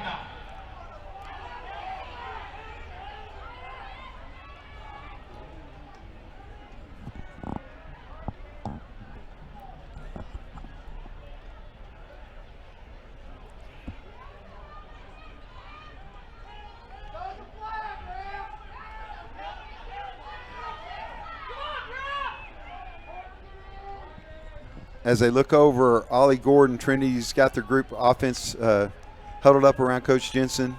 Coach Bartholomew communicating from the press box, trying to think about what a good first play would be. Remember, we've got Kelson Cotner, the kicker. I would say if you can get the ball to about the 25, 30-yard line, probably the 30-yard line, even into the wind, you have an opportunity to score here. So we're talking about a pretty short field, 25 yards. to get into field goal range. You'd like to get a little bit closer. It'd be nice to put the ball in the end zone. So as Ollie works his way off the field, he's had a very physical first half. He's been put through a lot, but as Ollie works his way off the field, we see Ethan Williams into the backfield, number 26. It looks like he's going to be split out to the far side. Let's see what we got. There we go. Kedrick Corbin coming in. Kedrick Corbin is going to be in the slot. Trinity's going to go 3 wide. 10 seconds left on the play clock. Trinity breaks the huddle. Fullback. Here comes Ethan across. Great ball. Trinity down to the 21. Caleb Bartholomew delivers the ball down to the 21. Jaquan Black goes up between 2 Weatherford defenders, catches the ball, goes to the ground. He's at the 21. Trinity's not in that big a hurry. They have a minute 39 and a timeout. This is not a rush situation. It looks like Weatherford is calling a timeout now. So Weatherford calls timeout, gives them a chance to regroup. The coach is not happy with something that just happened. I'm not sure what he saw. But that timeout gives Trinity a chance to get together, call a play, get their best play in this situation, and see if they can go ahead and get in the end zone. Trinity is in field goal range at this point, and they have a chance to go ahead and get some points on the board, remembering that they get the ball to start the second half. So these points are big points from a mental standpoint. Weatherford is doing everything they can to stay in it, but that enthusiasm and excitement that started the game is beginning to wane a little bit. So Trinity puts points right here, comes back out in the second half with the ball. We got a chance. Remember, Weatherford is not a big play, explosive offense this year. They are much more the run, power type of offense, and 3-score lead becomes kind of a possession game. Trinity looked to be trying to go with their hurry-up offense on that. They came back and they've huddled up. Keyshawn Berry's in at the tailback. Cade Bartholomew is the quarterback. Cade is waiting for the quarterback to put the referee to put it in play. Really some heady stuff as far as running it. No hurry to get to the line of scrimmage. Plenty of time to get this off. Trinity's in the shotgun. Trips to the left. Back across. Keyshawn Berry pops one to the end zone. Nice job. Very, very good job. Great job blocking. Keyshawn did a really nice job trusting the hole. Busted up through there, and Trinity scores another touchdown to go up 27-7 as the special teams come on the field. That catch by Jaquan Black really got everything going right there. Has a great call by Coach Bartholomew. Everything says, especially with Ollie out of the game, that it is a pass situation, and they run the counter to the tailback. A lot of space, and Keyshawn accelerates to the end zone. So with the extra point, Trinity moves up 28-7, a minute 33 to go here in the first half. And if we think about how Trinity is playing, that first drive and part of the second drive, Trinity's defense was a little bit iffy. Trinity had a couple of offensive mental mistakes on their first drive. Weatherford had the ball 7-0. Had a 50-yard run to move the ball from the 5 to Trinity's 45. All the momentum on their side, and it's as if our defense took a deep breath, and since that time, our defense has dominated the game. Offensively, we've not been stopped yet. We stopped ourselves a couple times. The score's 28-7. There have been 5 possessions each team this half, and again, don't really see that many more unless Weatherford's forced to throw the ball. So it's going to be a pretty quick half, and as the coach has said, we're expecting a pretty fast game the way these two teams play.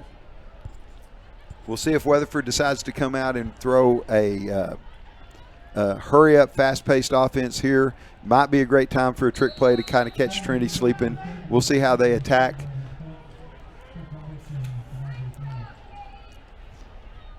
Cotner on the approach. Drives the ball deep down the right hash mark, and again, 3.5 yards deep into the wind. Nice kick. Weatherford will be set up with a minute 33 to go on their own 25, out of timeouts. Oh, the scoreboard shows 1 timeout left. I thought they've used all theirs. So we'll just have to wait and see. I thought that other timeout was the last one for the half.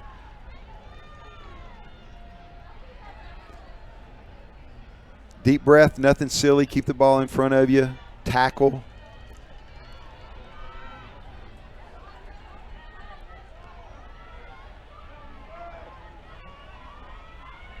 Twins to the right, tight slot to the left, quarterback in the shotgun, run the power play to the tailback, and he stopped immediately at the 25-yard line.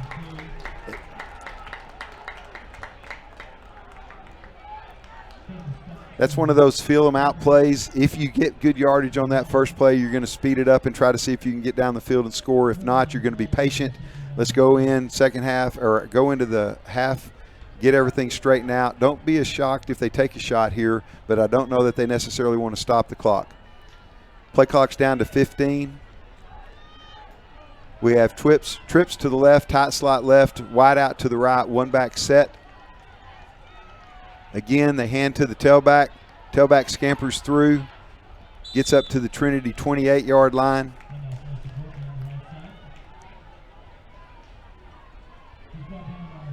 So we have a third down. They have not started the 40-second clock. So if Weatherford chooses, they can let the quarter run out and go into halftime right now. We're going to see what they do with that. They're going to a spread look. The tight end is moved all the way out to the outside towards their sideline. Remember, 6'7". So we already have a physical matchup situation here that's not in Trinity's favor. Weatherford's running it down. Looks like this may be the last play of the first half. And Trinity calls a timeout to make sure they have what they want. We had twins both ways on that. Two receivers to both sides. Trinity didn't feel comfortable. They didn't have that safety in the middle. Wouldn't be surprised if they come back out with 7 seconds left with some kind of prevent look. Bring in an extra defensive back just to make sure they keep it in front of them. I don't see in 7 seconds them throwing anything short and being able to get the timeout called to get a kick off if they go that distance. So this is a big play. Just keep it in front, get into halftime, and just see where we are. As you know, Damon had to go to the other side. He has announcing duty for our halftime chores. As we get to halftime, I believe we have a Meet the Coach coming up, and the featured coach this week is Lamar Kirk. Lamar Kirk's the offensive line coach, also the head girls softball coach. Just does a fantastic job. Kids really enjoy him. He is a motivator. He does a fantastic job as an encourager, and he's pretty funny. And he's built about like Bigfoot. Run the ball up the middle. Going to let the half run out. So as we tick away the last seconds of the first half, Trinity, after a slow start, is taking a 28-7 halftime lead. They'll have the ball to start the second half. Weatherford looks like they're going in to regroup. The energy we saw to start the game is a little bit lacking as they kind of stroll in. I don't see a lot of hustle on the way in. Remember, they have a 5-2 record. They've had a couple of losses to teams that you just kind of wonder what happened on those. Their 4 wins in the district are against the 4 teams that are at the bottom of the district standings. Coach Fuller, we about ready to watch our band. Okay, so we're going to take a break right now. We're going to leave the cameras rolling. Hopefully y'all are going to get to see our band. Remember, this is a regional qualifying band. They do a great job, and if I haven't mentioned tonight, I got about 4 of those kids in my calculus class. So shout out to those guys.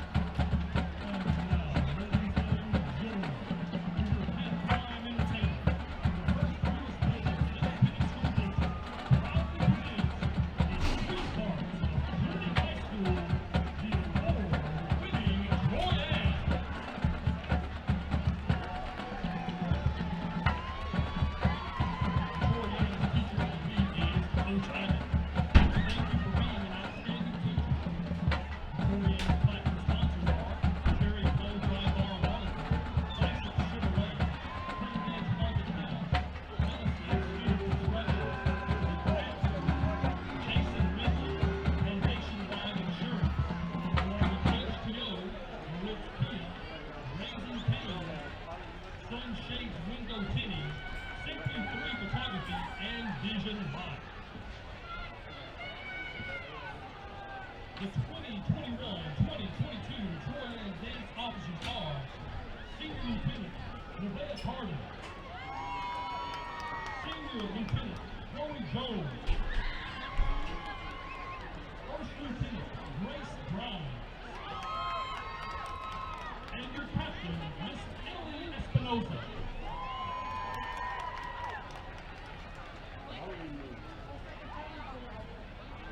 The 2021-2022 social officers are Social President Taylor English, Social Vice President Christian Walsh,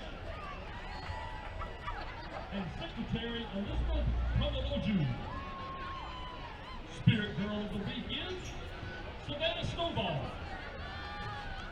And Troy Ann of the Week is Sophia Mizzou. Tonight, the Troy Anns will perform a high-energy-filled palm routine to Proud Mary.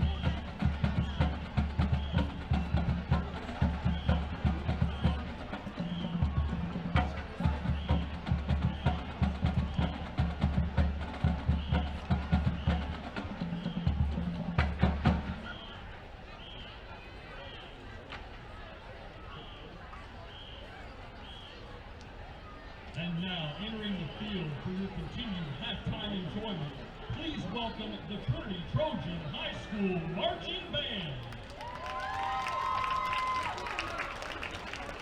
The Trinity Marching Band is under the direction of Mario Casanova, Daniel Cuevas, and Manny Dillon. Student teacher is Mary Colgan. Color guard instructor is Austin Gorton. Assistant color guard instructor is Elizabeth Lawson. Assistant percussion instructor is J.R. Alberto. Sound technician is Jay Holland.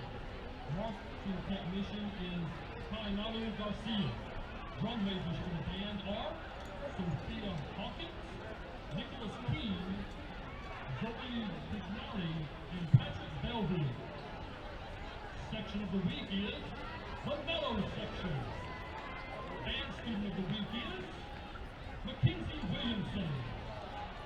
For your enjoyment tonight, the band will perform parts of their 2021 Fall Marching Show, Converge. Musical selections include Luminous and Unstoppable, Alexander and Stevie Converge by Stephen Dento, Life After Death by John Long, and Escape Escapade by Jack Stamp. Flute soloist is Danielle Lambert. The sing solo is Paloma Magana, and English horn solo is Nicholas Keane. Now, sit back and enjoy Converge.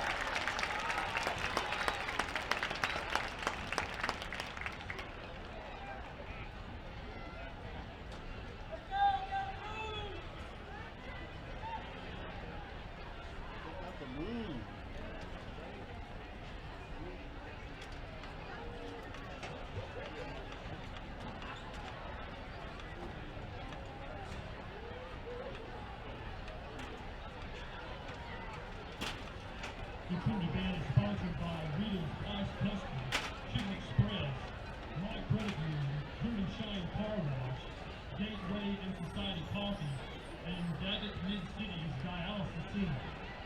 The Trinity Band would like to wish the Weatherford High School Band a great marching season.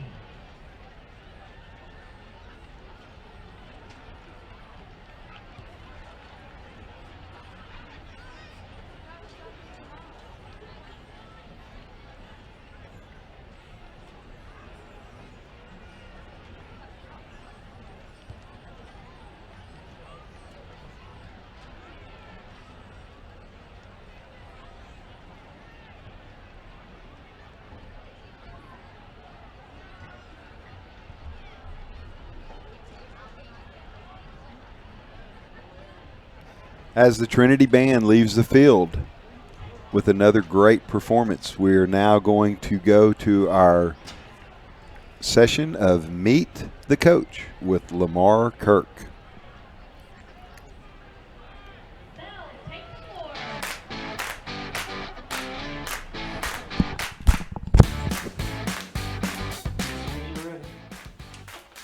Well, hello, football fans, and welcome to Trinity Sports Network and a halftime special segment during this 2021 halftime festivities here at Weatherford High and Kangaroo Stadium. This week, our Trinity Sports Network team continues the segment entitled Meet the Coach, where we will introduce a member of our Trojan coaching staff to our football fans. In this week's series, we want to feature assistant coach Lamar Kirk. Coach, thanks for joining us. You bet, you bet. Tell us a little bit about yourself. Well, I grew up in a little small town, Salado, Texas, Central Texas, and kind of went to school there.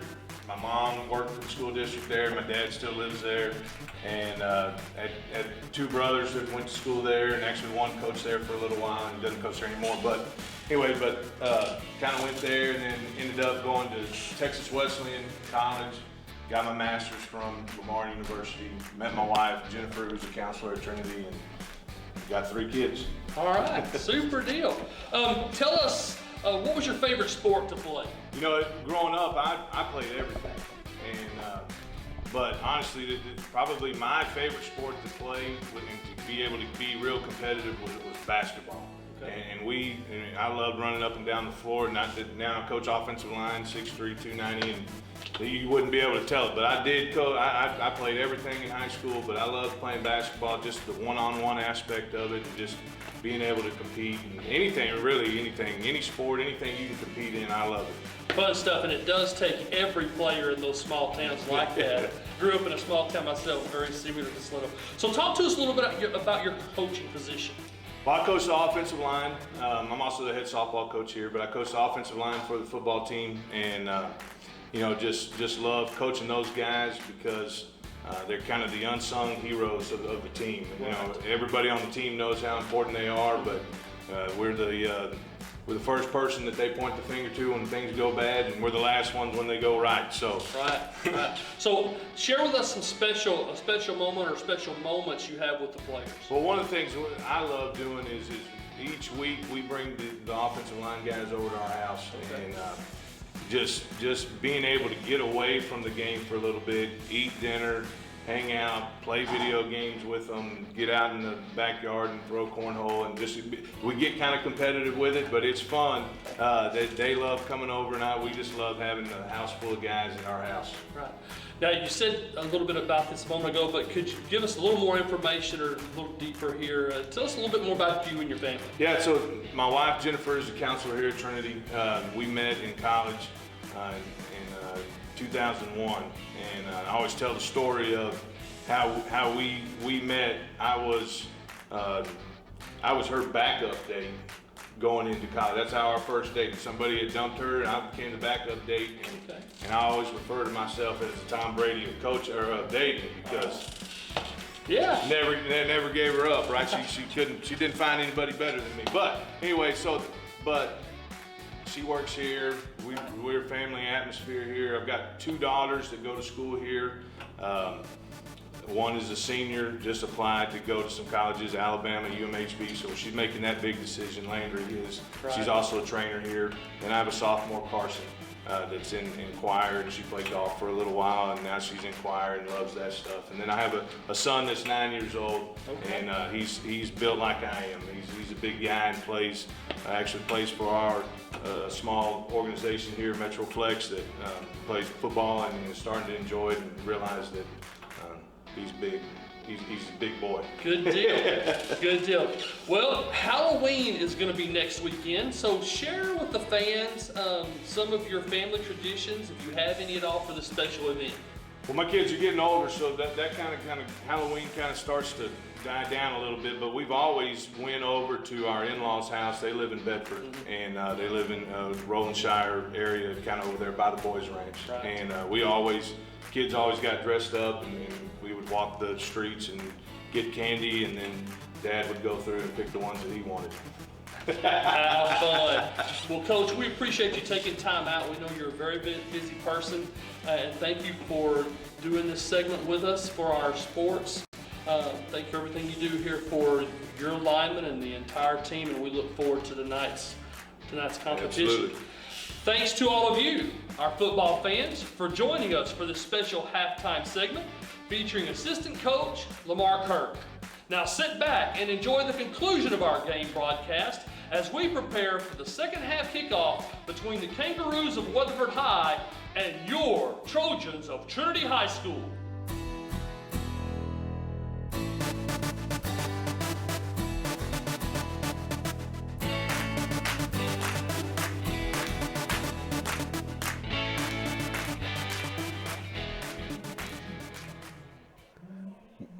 Really enjoy listening to Lamar talk. He's does a great job with our offensive line. Such a good guy. And if you've ever seen him, he looks a little bit like Bigfoot. But as we look at our stats going at the halftime, right now, obviously the score is 28-7 Trinity. First downs, Trinity has 18. Weatherford has 9. I think the majority of those came in the first quarter. Total yards, even though it felt like Weatherford was running up and down the field, Trinity has 317 yards at half. Weatherford has 128. Completions, this may blow some people away. Cade is 8 for 9 for 119 yards. Weatherford is 4 for 9 for 55. Trinity has rushed the ball 23 times for 209 yards. And if anybody's doing the math at home, that's about 9.1 yards a carry.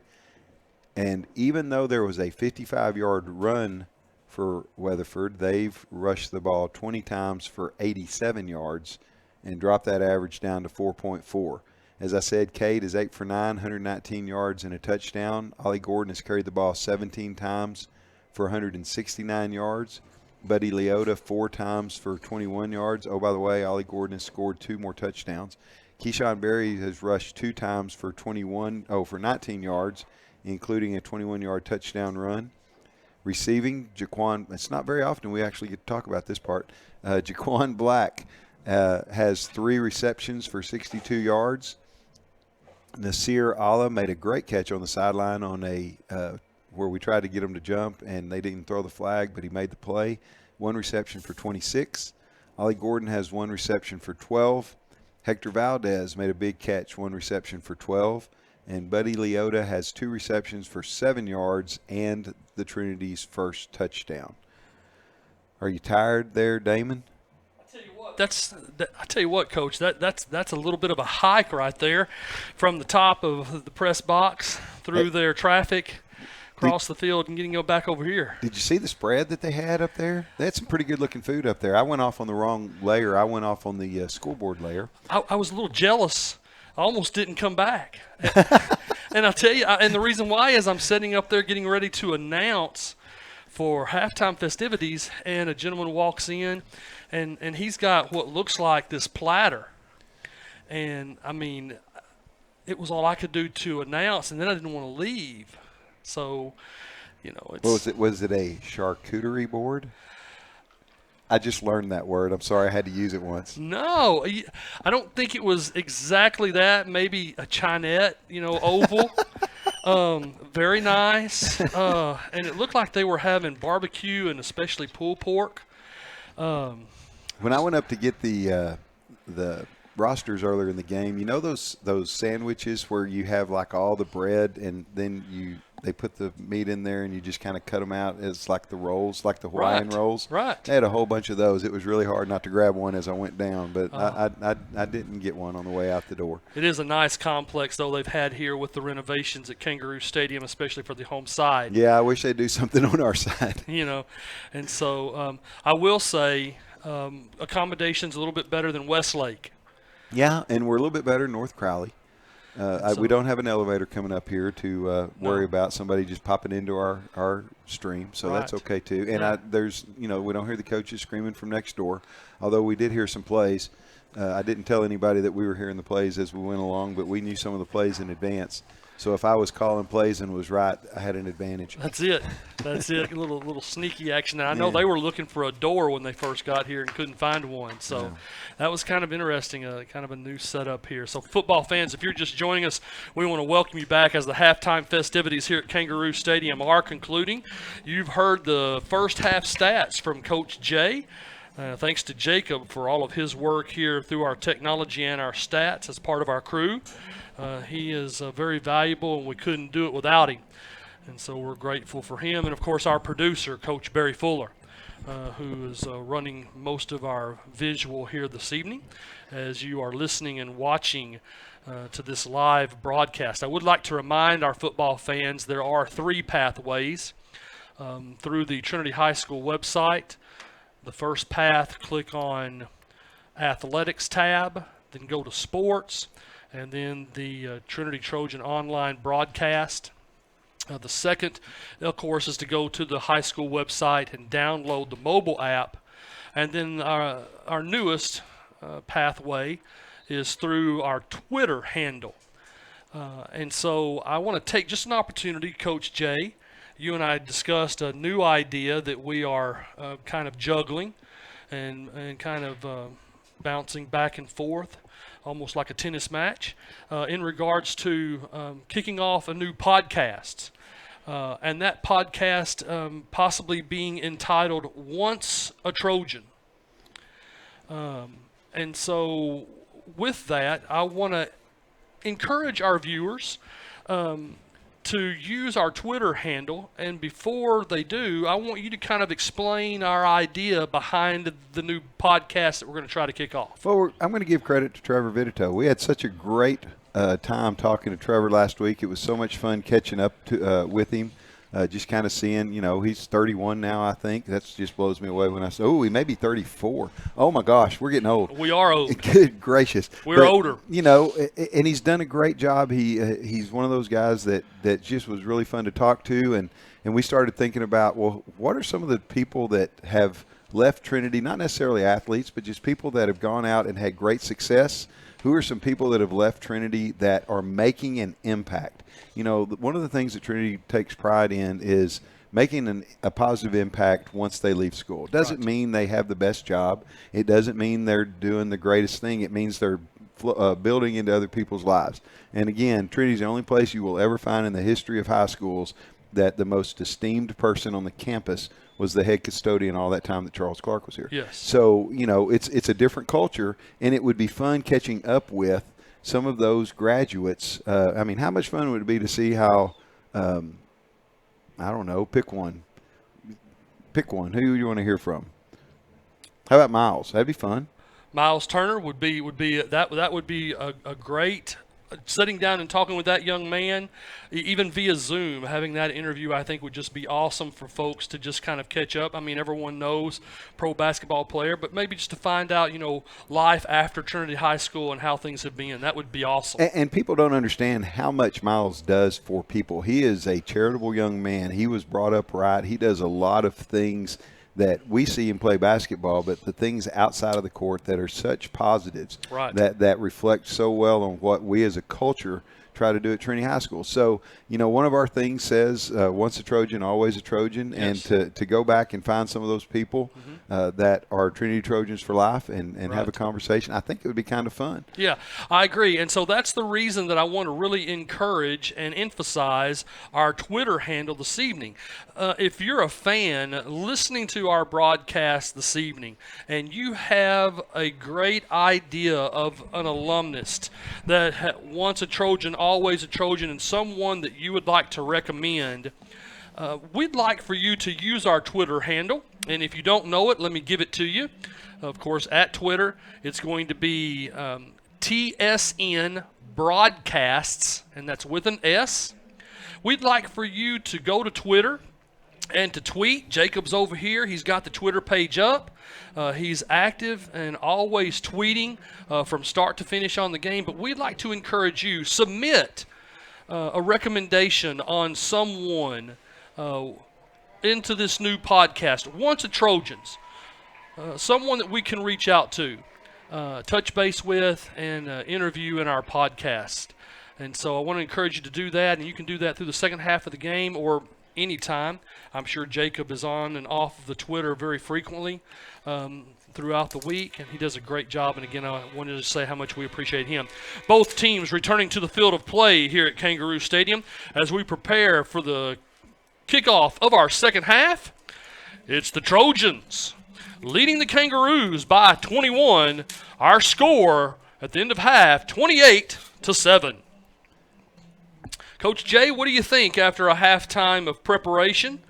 Better be ready for an onside kick.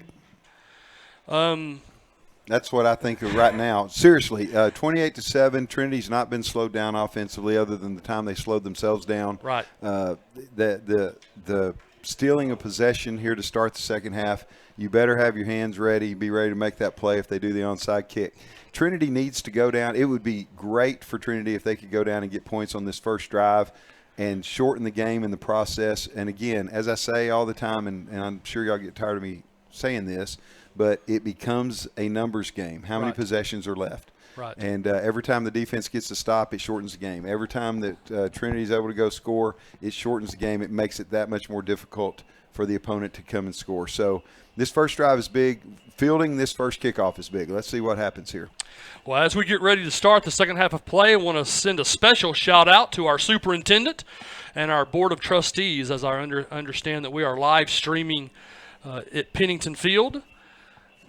They're in the booth. And so we welcome you, as well as all of our football fans, to the second half of play here in Weatherford, Texas, at Kangaroo Stadium as the Kangaroos tee up the football. Back deep for the Trojans, number 5, Javius Lyons. They didn't go deep last time. They hit a little pooch over on this side. Be careful right here. Same idea. Fair catch that. Great job. Trinity's going to start on their own 33. Really nice job. And shocked, and I don't mean to say anything, but once a team has had success kicking onside, why not? They would have lost a first down's length if they go onside there instead of kicking that short pooch. That was really easy to field. I don't understand why teams don't take that risk, because Trinity showed early in the season a struggle on fielding those. It's a difficult kick to field no matter what time it happens. I would put pressure on Trinity by kicking that onside kick. Let's see, if memory serves me right, I believe that was the Colleyville Heritage game. Yeah, it's hard to forget. It is hard to forget. So the Trojans on their first possession of play here in the second half. Lone back. They take the snap, hand it off to Gordon. He's up the middle, the 40, the 45. He does a little dance across the midfield stripe, and he's going to be into Kangaroo territory, advancing the ball down near their 42-yard line. And that's going to be where the Trojans are going to take over another first down here in their first possession of play in the second half. Damon, there are times that it looks like what you see when you have an elite athlete playing at a 3A or 4A level, the way that he's able to run through these guys. And I don't know, again, we see this every week and we get used to it, but gee, Willikers, he is a special athlete. I formation for the Trojans. Again, they hand it off to Gordon. Gordon advances the ball up to the 40-yard line. Gain of 2 on the play. That's going to bring up a 2nd and 8 for the Trojans.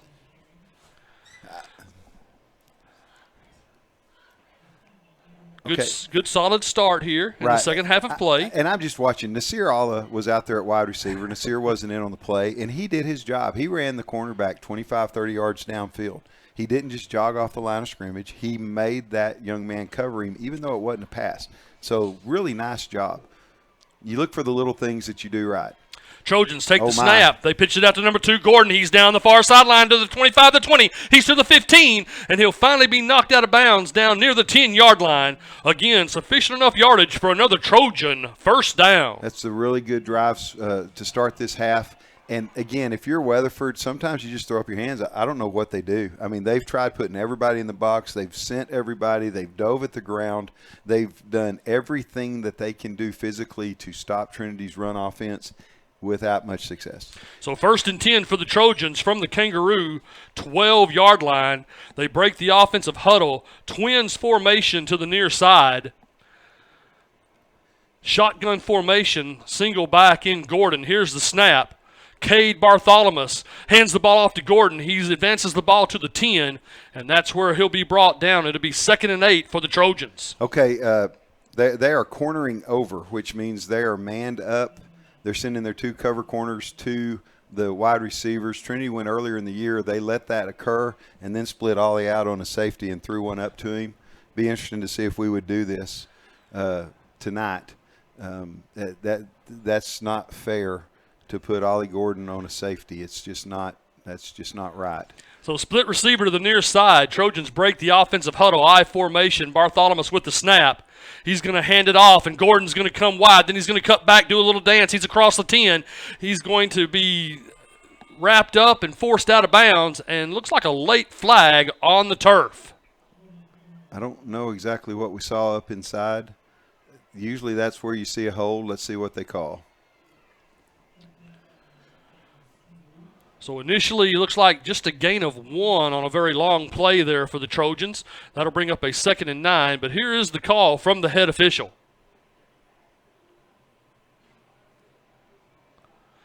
Trojans are indicating a defensive penalty here. I don't know where they're going to go. Looks like it's going to be half the distance, and it should be an automatic first down, which would be really nice to have. So here's the call.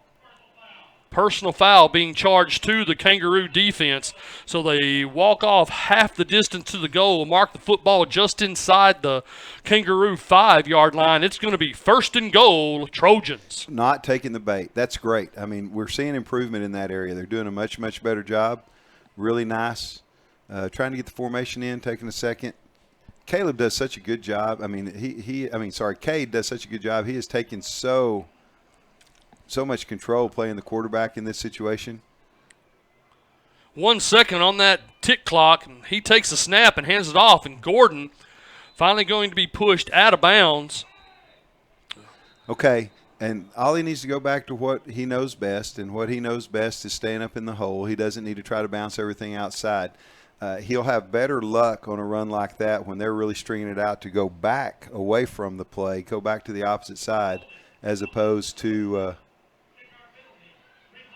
So the official flag on the play, it's going to be offensive holding charged to the Trojan offense. So they'll mark off 10 yards, respot the ball near the 15. It'll be 1st and goal, Trojans from just inside the Kangaroo 15-yard line. We played this game in the first drive. Yes. We don't need to do this again. Something about this end zone, I don't know what it is. Yeah. And, I mean, we backed up several times. Here's the snap. Bartholomew takes it. He looks. He finds a slot receiver. Nice catch with your hands. Attaboy. Catch is brought in. He's going to advance it down to the 8. It's going to be a gain of 7 on the play. That's going to bring up a 2nd and goal for the Trojans from the Kangaroo 8-yard line. Nice hands by Hector Valdez on that. He stuck it with his hands. We've seen him earlier in the year try to catch it with his body. Right. Got his hands out away from his body that time. Saw the ball into his hands. Great catch. Really nicely done. Good job by Cade letting that pop open, letting him sit down in there for that, get those 5 or 6 yards back. Trojans break the offensive huddle, split receiver near side, I formation. It's a handoff to Gordon. He's to the 5. He cuts back. He's over, and he's in for a Trojan touchdown. Good job blocking on that. Fullback did a really nice job getting inside out on the defensive end. And, again, that time Ollie stayed in the hole. He didn't try to bounce it wide, trusted what the offensive line gave him. Nice run. Another touchdown. That's 3 tonight. So a big statement by the Trojans here on their first possession of play in the second half, going the distance. and putting it in for another Trojan touchdown. Special teams on the field. Here's the snap on the attempt. The hold by Bartholomew. The kick is up, and Cotner's kick is good. So with 8:19 remaining in the third quarter of play, the Trojans tack on 7 more, leading the Kangaroos by 28. It's 35-7 here at Kangaroo Stadium. Let's pause real quick, and let's do one of our third quarter senior spotlights. This third quarter offensive senior spotlight is sponsored by our golf team, coached by head coach Barry Fuller. The offensive spotlight features Cameron Ransom, number 31, a 5'8", 146-pound wide receiver. When talking with Cameron about his plans following graduation, he stated that he desires to attend either the University of Oklahoma or Texas Christian University, and he plans to pursue a future career in kinesiology. So best of luck to Cameron. This game through the remainder of this football season, his senior year, and into his college career with kinesiology. We return to the field of play. Number 91, Kelson Cotner, teeing up the football for the Trojans. Kangaroos with 3 bouncing deep on their 5. Here's the approach. The kick. Oh, this kick is going to be short. It's going to be fielded at the 4. It's going to be brought to the near sideline. The Trojans in hot pursuit. Good job staying with the play. I thought for a second we were going to get out run around the corner. Really nice job. I think that was Allah that made that play, number 18. So the Kangaroos will take over their first possession of play. Here in the second half, it's going to be 1st and 10, Kangaroos from their own 22-yard line. Not the best kick and better result, starting them 3 yards short of the 25. Good job. See how we start. See if they're still going to keep the ball on the ground. They're going to try to open it up a little bit. They're 4 possessions back. Start off with a quick pass, and there is nobody there. Oh, my goodness. So the Kangaroos come out in a shotgun formation. The trips look to this side. They throw it to the slot receiver, and he is hammered by the Trojans defensively. It's going to be a loss of 2 on the play. That was Nye Mose. The back was responsible for Nye Mose, and that back had a long way to go, and Nye plays too fast for that to occur. If I'm the receiver, I'm saying don't call that one again. That was a good one first time. Let's put that one away. 2nd and 12 for the Kangaroos. Twins to the far side. Split receiver near, lone back, shotgun formation. Man in motion. Here's the snap. The quarterback takes, finding the man in motion, and he is hit almost immediately by the Trojan secondary. It's going to be a loss of 3. It's going to be like 3rd and 15 for the Kangaroos. I think they threw it to the back that didn't get the block the first time. My goodness. Wow. I don't know if that's exactly the case. They look about alike. That'd be fitting, though. You're not going to block one either way. That was awesome. Defense looks good to start the half. You always want to come out. The offense did their part. Defense is off to a good start, have 3rd and long. Exactly what you would want coming out. And this is a team Trinity should beat. It made it a little bit nervous early. They're off to a good start. See if we can get off the field on 3rd down. So here's 3rd and long for the Kangaroos. They take the snap, hand it off to the scat back. He's across 20 and up to the 25. Looks like it'll be placed at the 26-yard line. I like his energy. Back runs hard. Has a whole lot of energy. He's small, doesn't have a lot of target area. I wouldn't be surprised if Trinity goes punt safe on this and doesn't put anybody back. Let's see what they do. Sending out number 14, Alton Davis, to return this. So it looks like a 4th and 5 here for the Kangaroos. They have their special teams on the field. Looks like the Trojans are lining up for a punt return. We'll see if the Kangaroos get the snap and the ball away. It's a high end-over-end punt by the Kangaroos. Hits at the 40. It's going to be fielded by the Trojans. He's going to take off to the far side. He's across the 40, stumbling just a little bit, and that grass is going to trip him up, and he's going to be down somewhere around the 45-yard line. Remember what I said I hope we get before the playoffs start? Yes. I still want it. I know it. So this is going to bring up the Trojans' second possession of play here in the second half. It'll be 1st and 10 Trojans from their own 44-yard line. That was a good job by Alton not letting the ball bounce on down the field. It looks like Ollie may get him a break, maybe for the rest of the game, depending on how things go as Keyshawn Berry moves into the game at tailback. Split receiver near side. Offense breaks the huddle. Cade Bartholomew quarterbacking for the Trojans with a lone back, takes a snap, hands it off to Barry. Barry advancing the ball, and he'll get a push up near the midfield stripe. Oh, my goodness. And there will be a late flag coming in at the end of the play. I don't know if they're going to call us for the block down the field. I'm not exactly sure why It was a block, and it was down the field in front of the play. I don't know exactly why he would call that. Let's see what we got. And he wasn't low either. I mean, he indication is a personal foul going to be charged to the Trojan offense. It's just too wide out in the open, and it was just too physical. Just got to be aware of what we're doing on that. And, again, the fact that it's dead ball, and that was even close. Right. For it to be called dead ball. Yes. That's painful to set you back second down in about 23, 22, something like that.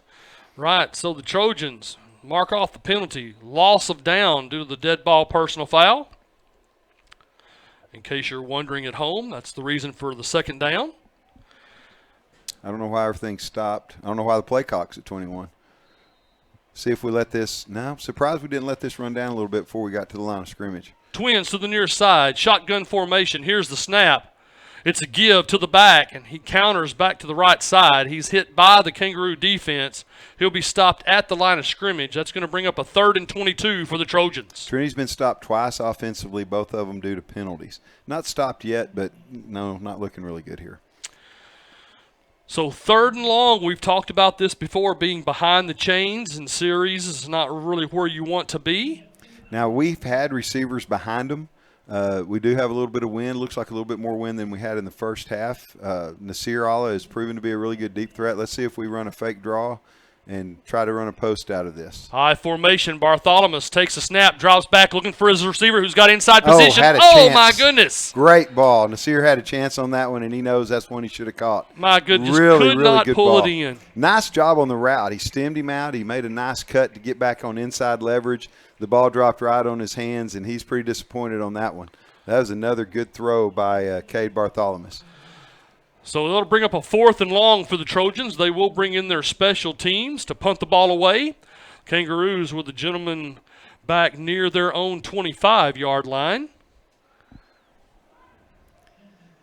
Second punt of the game, I think. We had one after we had Went in reverse? yeah, went in reverse. On that one series? Yeah, we penaltied ourselves for 35 yards backwards. So here's the snap by the Trojans. Cotner with the ball. Whistle. I think we were missing somebody. I don't know. Delay of game. All right. And Coach Jensen is not happy. Couldn't get everybody settled on the field. Couldn't get a line. Let's see what we do.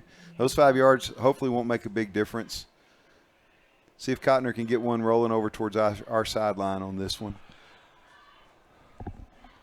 Use that wind to his advantage. So here's the snap. Cotner with the football. He's got a ball end over end. It hits about the 41, takes a Trojan bounce, and it will bounce out of bounds down at the Kangaroo 28-yard line, it looks like. So the Kangaroos will take over their second possession of play. Here in the second half, it'll be 1st and 10. Kangaroos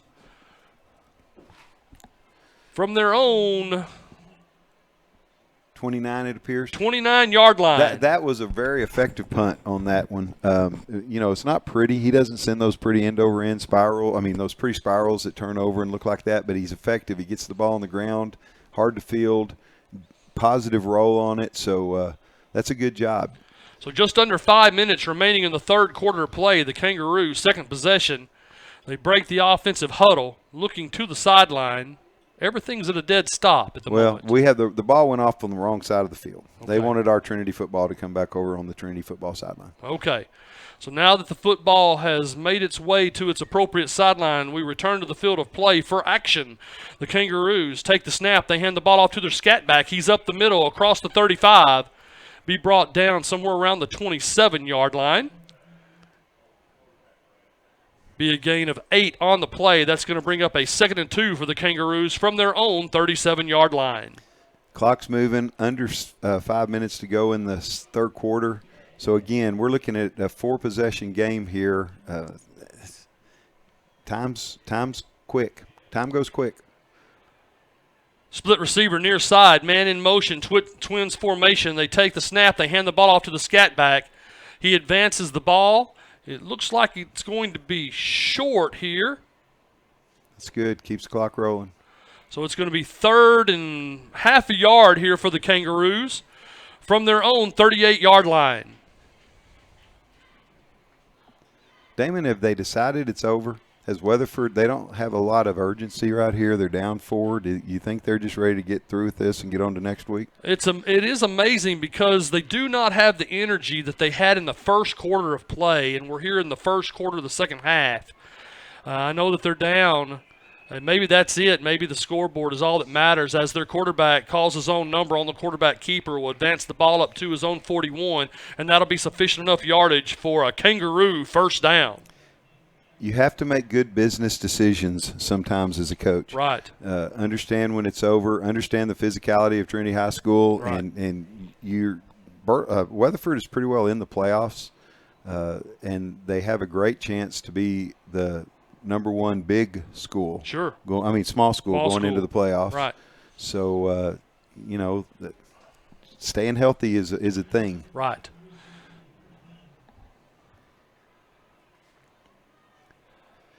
So the Kangaroos, Twins to the near side, man in motion. They're going to hand it off to the receiver. Oh, no. Golly, that's a good play. Oh, my goodness. Wow, that was a good football play by David Longy just then. Inside out, and they never saw him coming. What a nice football play. And that young man was just lit up by the Trojan defense. Loss of 1 on the play. It'll be 2nd and 11 for the Kangaroos from their own 40-yard line. I think that was the same guy they threw that screen to on the top of the field earlier. He's not liking life very much right now. That was a great defensive play. Well read. So the Kangaroos on the football. Twins to the far side. Man again in motion. Trips now. Quarterback takes a snap, drops back. Wow, what a hole. There's a tackle there behind that line of scrimmage. He gets the ball away. It's pulled in by the receiver, and the Kangaroos are going to, we've got some post. We're going to get a 15-yard penalty on the kickoff because we roughed the quarterback. Okay. So that will carry into the kickoff. So they'll be kicking from our 45. We had a collision by 2 of our guys in the secondary, knocked each other down, left the receiver wide open, and they were able to go on in and score. Might bring some energy to them. And, again, we talk about that onside kick. If you're kicking from our 45. So an whoa. I was about to say. Yeah. There for a minute I thought, okay. So unsportsmanlike conduct penalty being charged to the Trojan defense. That will be walked off as we've just been talking about on the kickoff. But the Kangaroos do pull in the long pass, and they do score. So with 2:27 remaining in the third quarter, the Kangaroos attempting to add 7 to the scoreboard. Makes it a little bit more, you get a little bit more nervous when things like that happen. Yeah, because we were in the same position earlier in the season. You and I both remember that, as we've already talked about that, right? mentioned earlier here in the broadcast. Yeah, it does. It just makes you a little antsy. Yeah. So the attempt is up, and it's good. So with 2:27 remaining in the third, the Trojans 35, the Kangaroos 14, and another dead ball. That may send him out of the game. Yeah, it may very well, because that head official is not happy. That's and again, I'd like to know what unsportsmanlike conduct is. And you can hear it in the young man's tone as he's announcing this. Yeah, that's a vendetta. Foul. That's a vendetta call. Walk away. That's like those umpires in the major leagues that just bait and bait and bait the guy that gets a third strike so he can yell at him. Right. That was I don't know what we said. We may have said the magic word. Right. But now they're kicking from our 30. All right. So with the dead play in action, let me go ahead and do a third quarter. This is going to be our third quarter spotlight, and this is going to feature one of our Troyans. This spotlight is sponsored by our swim team, coached by Rich Campanero. And by the way, our swim team has been in action, I believe, in the Keller Invitational today, and I believe they will be in action tomorrow. So if you look for a good swim team, you might go out to the Keller Invitational and watch a little swim in there with Coach Campanero and our swim team. This spotlight features our first lieutenant in our Troy Ann program, Miss Grace Grimes. Grace is a third-year letterman in the Troy Anns. When I spoke with Grace regarding her plans following graduation, she stated that she desires to attend the University of North Texas, where she will major in marketing and continue dancing with the North Texas Dancers. So best of luck to Grace here throughout her senior year and this senior season, and then as she pursues a major in marketing at the University of UNT and what life will have in store for her in life's career. The ball's set up. He's got the tee pointed. They're coming this way with an onside kick. You can already see it. Trinity needs to make an adjustment to this side of the field. I don't see why they have so many on the top. And as you and I have discussed and mentioned a couple of times, we don't want to see a repeat of the Colleyville Heritage second half. Okay, he's reset it now. The ball's straight away. Let's see if he comes straight up the middle on the whistle. Just the quick roller right up the gut. There it is. Well done. Nice job by the middle guy. Oh, my gosh, and they threw flags because we blocked on this. This is ridiculous, guys. Now it's a little excessive here, I believe, but we're going to see exactly what took place. But from up here, what are you supposed to do? I mean, you're supposed to protect your guy. It is a football game. There is contact. We are wearing pads. Goodness gracious. I think sometimes you just got to remember where you're playing. And well, heck, is it his cousin? I mean, what's going on? Yeah, I don't know. Golly. I don't know. But dating his sister? I don't know what's going on. We're fixing to find out right here. Here's the head official with the call. Penalty on Trinity for being mean. Personal foul? Surely. If it's on Weatherford. Here we go. Yep, dead ball. Personal foul penalty being charged to the Trojan special teams. I'm not exactly sure why and what that's about. What did they say? Who did they eject? Who did they ejected someone. Do we know who it was? Well, we're fixing to find out. I think Coach Jensen is having a conference right here with at least two of the Trojans, both being offensive. I'm not exactly sure. I'm looking here at the track. I don't think these guys will get to call any playoff games for Trinity. No, I don't see this crew being part of the playoff spectacular even in the first round. Goodness gracious. So the Trojans take over what is going to be their third possession here in the second half. Bartholomew takes a snap. He hands it off to Gordon. Gordon, making a stance, comes around the corner, and he's finally forced out of bounds by the Kangaroos up at the Trojan 25-yard line. And, of course, that will be sufficient enough yardage for a Trojan first down. You know, Trinity really wanted to give Ollie some time off, but I think that changed with a few of the most recent calls here on the turf. Now, the biggest deal is Trinity needs to quit being baited and go back to doing what they're doing. I just didn't see – I mean – They blocked a guy, and they blocked him with aggression. They knocked him to the ground, but you do that when you have a special teams call or play as such. So the Trojans in I formation take the snap, hand the ball off to Gordon. Gordon with a twist, dancing, continues to move his feet. He's going to advance the ball up near the 30-yard line. I think he's angry. The last two runs appear that Ollie's angry. They better not give him a seam. So a gain of 3 on the play for the Trojans. That's going to bring up a 2nd and 6 from the Trojan 28-yard line. I'm surprised we've not gone to 4-minute here to slow everything down, use up a little bit more clock.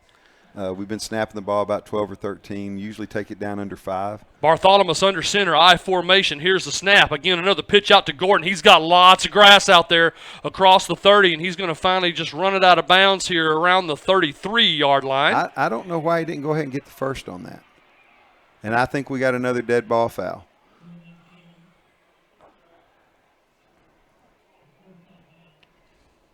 So the head official and the side judge in conference over around the 30-yard line of the Roos, awaiting the call from the head official.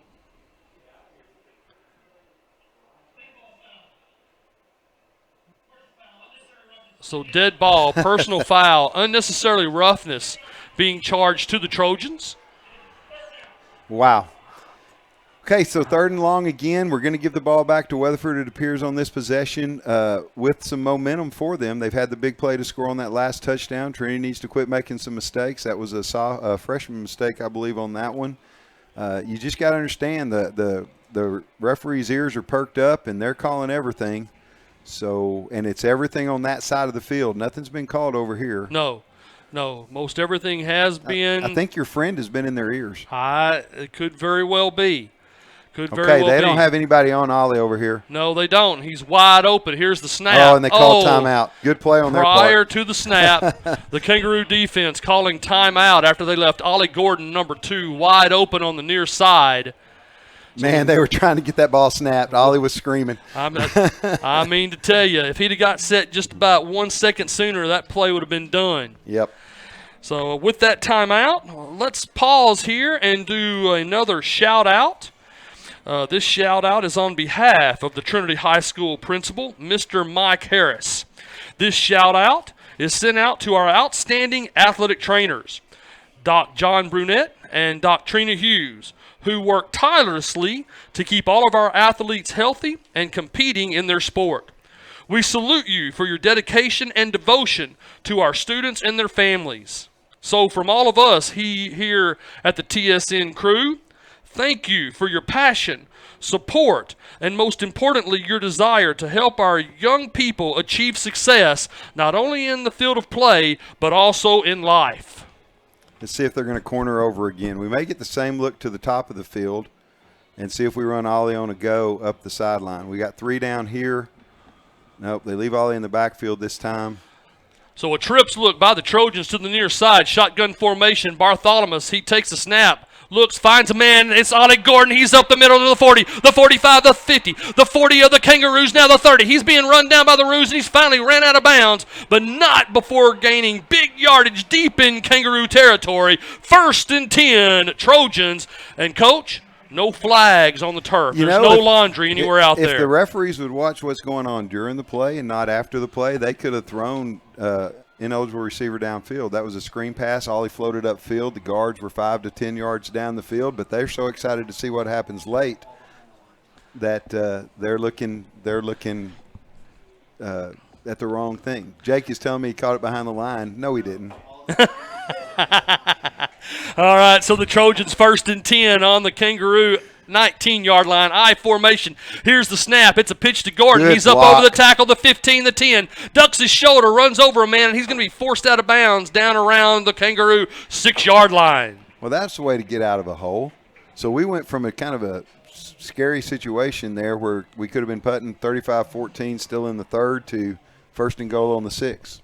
What a great call there on 3rd and long by the Trojans. And good patience to just drop the ball off to him by Cade. We had some guys running deep, and he got it to the athlete. That's not a bad plan. And nobody covering number 2, Ollie Gordon, on the play. Wide open there.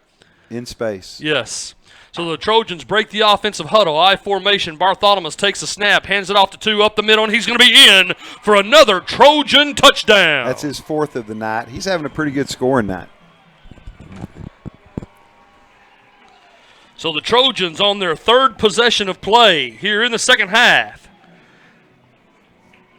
take the football and extend their lead over the Kangaroos with 1:14 remaining in the 3rd quarter of play. It's the Trojans 42 and the Kangaroos 14 as Cotner sends the leather through the uprights. I think somebody dared him to hit the scoreboard. He is killing the ball kicking it that way. And I mean, more as I'm looking at the flags here at the stadium, it's really more of a crosswind from what would be his left to right. Yeah, looks like it now. It's kind of changed a Right. little bit. Is that more? I got to think. Which way are we? We are west to east or east to west. Okay, so what's to our right now? West? East. East is to our right. To our right. West is to our left. Abilene left, Fort Worth right. So the wind's out of the south. Is that what you're telling me? I'm telling you, it just depends the way the stadium is. If you look to you look here to the east, they're blowing. It looks like they're blowing from the south. But if you look over here to the west, it almost looks like they're blowing west. Yeah, that's kind of crazy. So Welcome to the country, folks. Texas. Yeah. So Cotner tees up the football for the Trojan special teams here on the 40. The Kangaroos with 3 back deep inside their 5. He approached the kick. It's end over end. It's high, going to drop at the 1-yard line. The Kangaroos are going to field it, and he's going to be brought down inside his 10-yard line. Oh, we got a face mask. And a face mask on the special teams as a late flag coming in on the play. Nice coverage.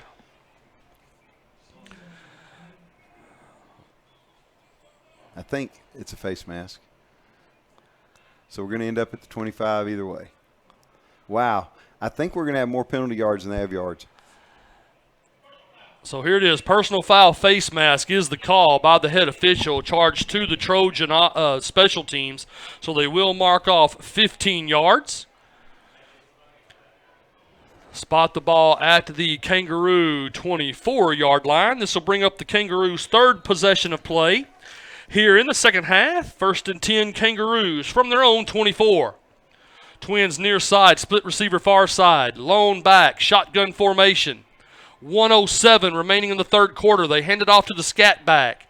It's going to be a gain of 4 on the play. Bring up a 2nd and 6 for the Kangaroos from their own 27-yard line. Clock continuing to tick here at Kangaroo Stadium. Down to 50 seconds here in the 3rd quarter. Trojans up by 28 here late in the 3rd. No hurry from Weatherford, and again, they may take a shot down the field on the 3rd down, not run the quarterback much. I would probably on this play. So a trips look, man in motion. The quarterback calls his own number. I hadn't seen that in a while. He bounces to the outside, and the Trojans. That's on the other sideline. That'd be interesting to see what happens. It would be very interesting. Finally knocked number 5 out of bounds. He does not go down easily. No, he does not. In fact, I'm not sure we've had him on the turf much at all tonight. He had a real good tackle over here from Tovas Aeli on a play where we bounced it outside, but gee willikers, he's a big boy. Yes, he is. So 3rd and 1 here for the Kangaroos. They come out in a tight formation. Indication by the head official. It's going to be timeout charged to the Trojan defense. 17 seconds remaining here in the 3rd quarter. The Trojans up by 28 here at Kangaroo Stadium with our score. The Trojans 42, the Kangaroos 14. Let's do a little week at a glance. This is for the upcoming week here in Trinity Sports. First, let's highlight our girls volleyball program. On Tuesday, October 26th, the ladies will travel across town for a district game against the Panthers of Pascal High. That'll be in their main gym. JV will tip off and serve it up at 5:30, and the varsity will follow at 6:30. So best of luck to coaches Mia Lange, Zuela Adam, and T. Lange through the remainder of this tough district schedule. So as we return to the field of play, 3rd and 1, Kangaroos. Here's the snap. Quarterback calls his own number on the keeper. He gets a push, and he will advance the ball up to the Kangaroo 38-yard line. That'll be sufficient enough yardage for a Kangaroo 1st down. See if they let the quarter end right here or if they get in a hurry. So the official will mark the football.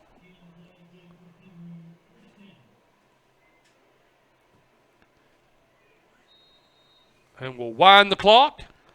And so 10 seconds ticking, now down to 5. They're going to let it go. And they will let it go, and this will be the end of our 3rd quarter of play here at Kangaroo Stadium with your Trojans leading the Kangaroos by 28.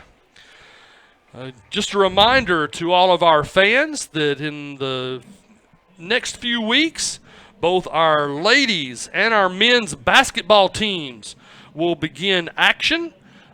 Begin scrimmages, followed by several tournaments on their schedule. In fact, the Trinity ladies basketball team will tee it up in non-district action next Saturday, October 30th, at Ranchview High School in Carrollton. The round ball action will tip off at 10 a.m. So best of luck to coaches Doug Spoyer and Jeannie McKinney, and to all of our lady basketball players in competition. I mentioned earlier during one segment about our men's and ladies swimming, them being in the Keller Invitational. That was, I believe that began today. Let me pull up my master administrative schedule here. I'm showing Keller Invitational today was at Keller and will also be tomorrow. It looks like it will start as early as 6 a.m. and swimming will continue until 2. Here's a screen pass by the Kangaroos. They get it off to the tight end. He's across the midfield stripe. Advances the ball across the 40, and he'll finally be drugged down inside the Trojan 35-yard line. That was a nice call. They did a really good job. Trinity had one guy left to come make that play. We've seen Trinity do a good job as they rush to feel like they're suddenly rushing without being blocked and retreating. They didn't do quite as well on that one. They were able to hold that one linebacker that was left and get the tight end into space. So the Kangaroos breaking what is somewhat of their sideline offensive huddle. Twins to the far side, split receiver near. The quarterback takes a snap, looking for the slot receiver. Ball hits his hands, and he's hammered by the defensive back. Ball falls incomplete, and that'll bring up a 2nd and down for the Kangaroos. Javis Lyons, real nice job on that one. Javis doesn't bring a large hammer into that hammering situation. I think he's about 150 maybe on a good day. Wet. 150 wet. Yeah, soaking Wet. So the Kangaroos 2nd and 10. This is their 3rd possession of play here in the second half. It's a formation we saw at the end of the first half. They split the tight end out wide. They weren't able to get this play off. Trinity called it. They have gone no back, trips to the bottom, 2 at the top. Let's see what they got going. Here's the snap. He's looking to the outside receiver who pulls it in. That's a tight end. And he's going to advance the ball down near the Trojan 25-yard line. He's a big old boy out there. And big target. Wonder why they haven't done that sooner. Don't know. I don't know. And so that's going to bring up another 3rd down, a big down here for the Trojans. Looks like it's going to be a 3rd and 1 for the Kangaroos from the Trojan 25-yard line.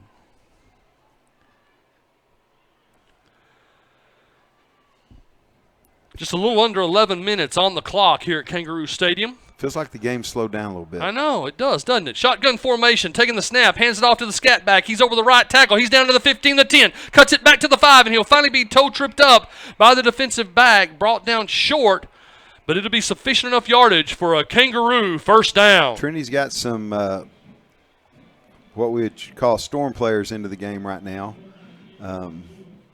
Going to a goal line look, bringing in an extra defensive lineman, taking out a cornerback. So the ball rests on the 2-yard line. It's going to be 1st and goal, Kangaroos. It's a very tight offset formation. Top. Here's the quarterback with the call. He on the quarterback keeper, still on his feet. Oh, my heavens. And he's in for a Kangaroo touchdown. We have the ball after – oh, wow. How did we end up with a football and they get the touchdown? I'm curious as to when a play is over because, you know, we've had some late hits. Right. And that play was done. They stopped him. They were moving him backwards. His forward momentum stopped, and then 4 guys came and pushed him from the back. But if we come and block for that and physically block for that, you're getting a flag thrown on you. The referees need to decide, are they going to blow the play dead or are they going to let you play it out? Exactly. So the Kangaroos awarded a touchdown here in the 4th quarter of play. Here's their attempt. There's the snap, the hold. I believe, I'm not sure. They must have moved. Procedure penalty here? Yeah. Yes, it is. So a procedure penalty being charged to the Kangaroo special teams. So they will mark off 5 yards, respot the ball at the 8-yard line, and we will reattempt the point after. Did that on their last one. They didn't throw it, but he was on the other sideline when they didn't throw it. So it's kind of interesting. Left up back, took a step inside too soon, just ahead of it.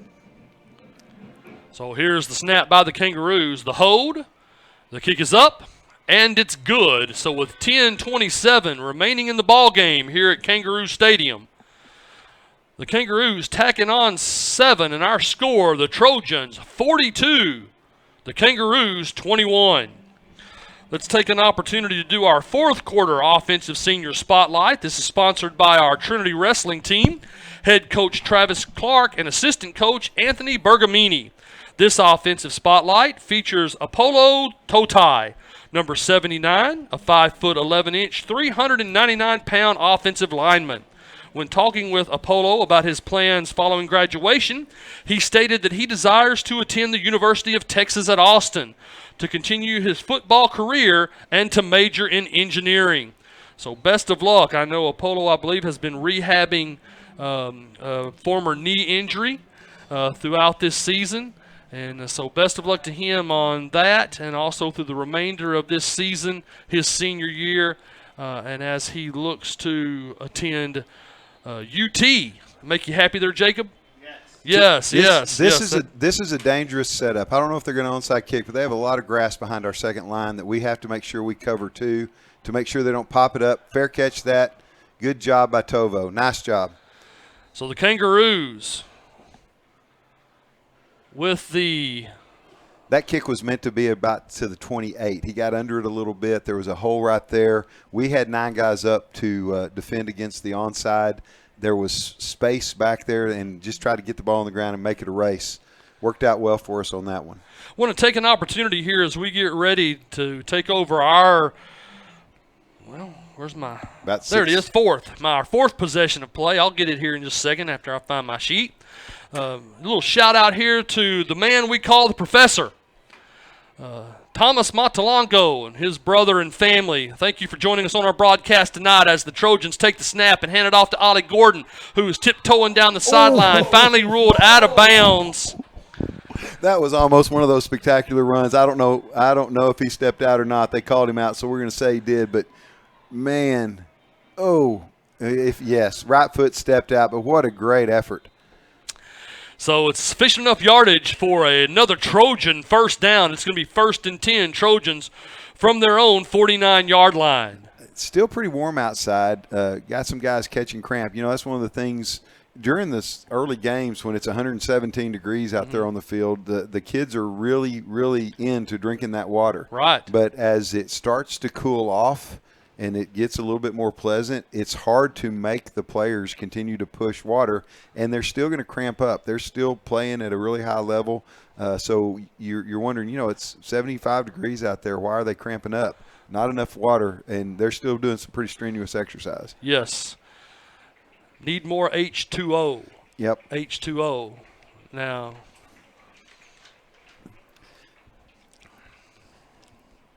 That sounds like that ought to be a football play. H2O. Yep.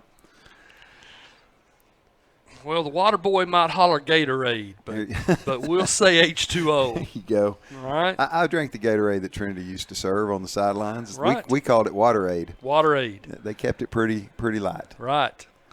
It was just colored. It was just colored water. Yeah. Yeah, colored water. Pretty colors. Yes. So the Trojans with the football. It's going to be 1st and 10 from their own 49 here in their fourth possession of play in the second half. 10-19 on the clock here at Kangaroo Stadium. They break the offensive huddle. Twins to the far side. Single back. Shotgun formation. The snap. The fake give. Looking for the outside receiver, number 7, Jaquan Black. Black will advance the ball up to the 45, and we have a late flag. Laundry on the turf.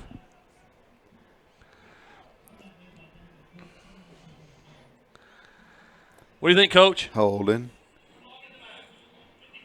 Block in the back. So, indication by our head official, we've got a offensive foul, block in the back by one of our offensive linemen. So they'll mark off 10 yards from the spot the ball at the Trojan 41, and so it'll be 1st and 20. I didn't know you could block in the back in the box. Jeez. I wonder how many first downs the referees have. moving the ball backwards. Moving the ball backwards. Good grief. I bet their yardage is up there, too. They're probably over 200 yards. They may be leading in first downs. Goodness So here are the gracious. Trojans, I formation. They take the snap. They roll to the near side, finding the fullback here. He advances the ball across the 50, and he drops that shoulder and levels and then advances on to the 40-yard line. It's going to be sufficient enough yardage for a Trojan first down. Remember I said one move for the fullback? Yes. That's how a fullback's supposed to finish a run. That was really nice. Good job on the play fake. Ollie carried his fake out enough to get them to take a false step because you got to honor him. And Cade's been having a really good night throwing the football. Oh, my goodness. Buddy Leota, a firecracker. Buddy's in my alphabet. I know you like to proclaim many times about your young people in your calculus class. I have had an opportunity to visit with him. He's a fine young man. Here's a snap by the Trojans, a handoff to Gordon. He's following Buddy from behind, takes the arm and just says, get out of my way. It's going to be a gain of 3, I believe, on the play. Going to bring up a second. That was a fun 3, though. Yeah, 2nd and 7 here for the Trojans. Now, I wish he quit running out of bounds so the clock would run. Right.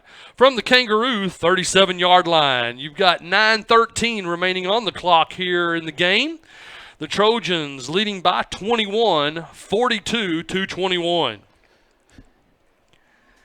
They break the offensive huddle. Twins to the far side. I formation. Oh. Bartholomew takes the snap, hands it off to Leota. Leota tucks it, drops the shoulder. Stiff arms one, runs over another, and he's going to advance the ball down to the Kangaroo 14, and that'll be another Trojan first down. That was a perfect call. They brought the middle linebacker in B gap, which is the gap between the guard and the center, and we ran trap in A gap, which is the gap between the guard and the tackle. We ran trap in A gap between the guard and the center, and they didn't have anybody. Good job. Good job. Coach Bartholomew is calling a pretty nice game tonight. He's sometimes you get in the zone and everything you call, you kind of feel everything. Right. He's in the zone. Right. So the Trojans break the huddle. I formation. Bartholomew's taking the snap. He's going to pitch it out to Gordon. Gordon finds a hole. He's around the end. He's down to the 10. Turns it up to the 5, and he's going to be – looks like he's going to rule him out of bounds. No, I saw hands up. Did I think you? that's his 5th touchdown of the evening. Okay. I'm going to go with Coach Jay. Hands up. Gordon is in for a Trojan touchdown. 5. Jeez. That's a career for a lot of guys. It's Friday night. In a season. It's a Friday night for Ollie. Yeah. So the special teams come on for the point after.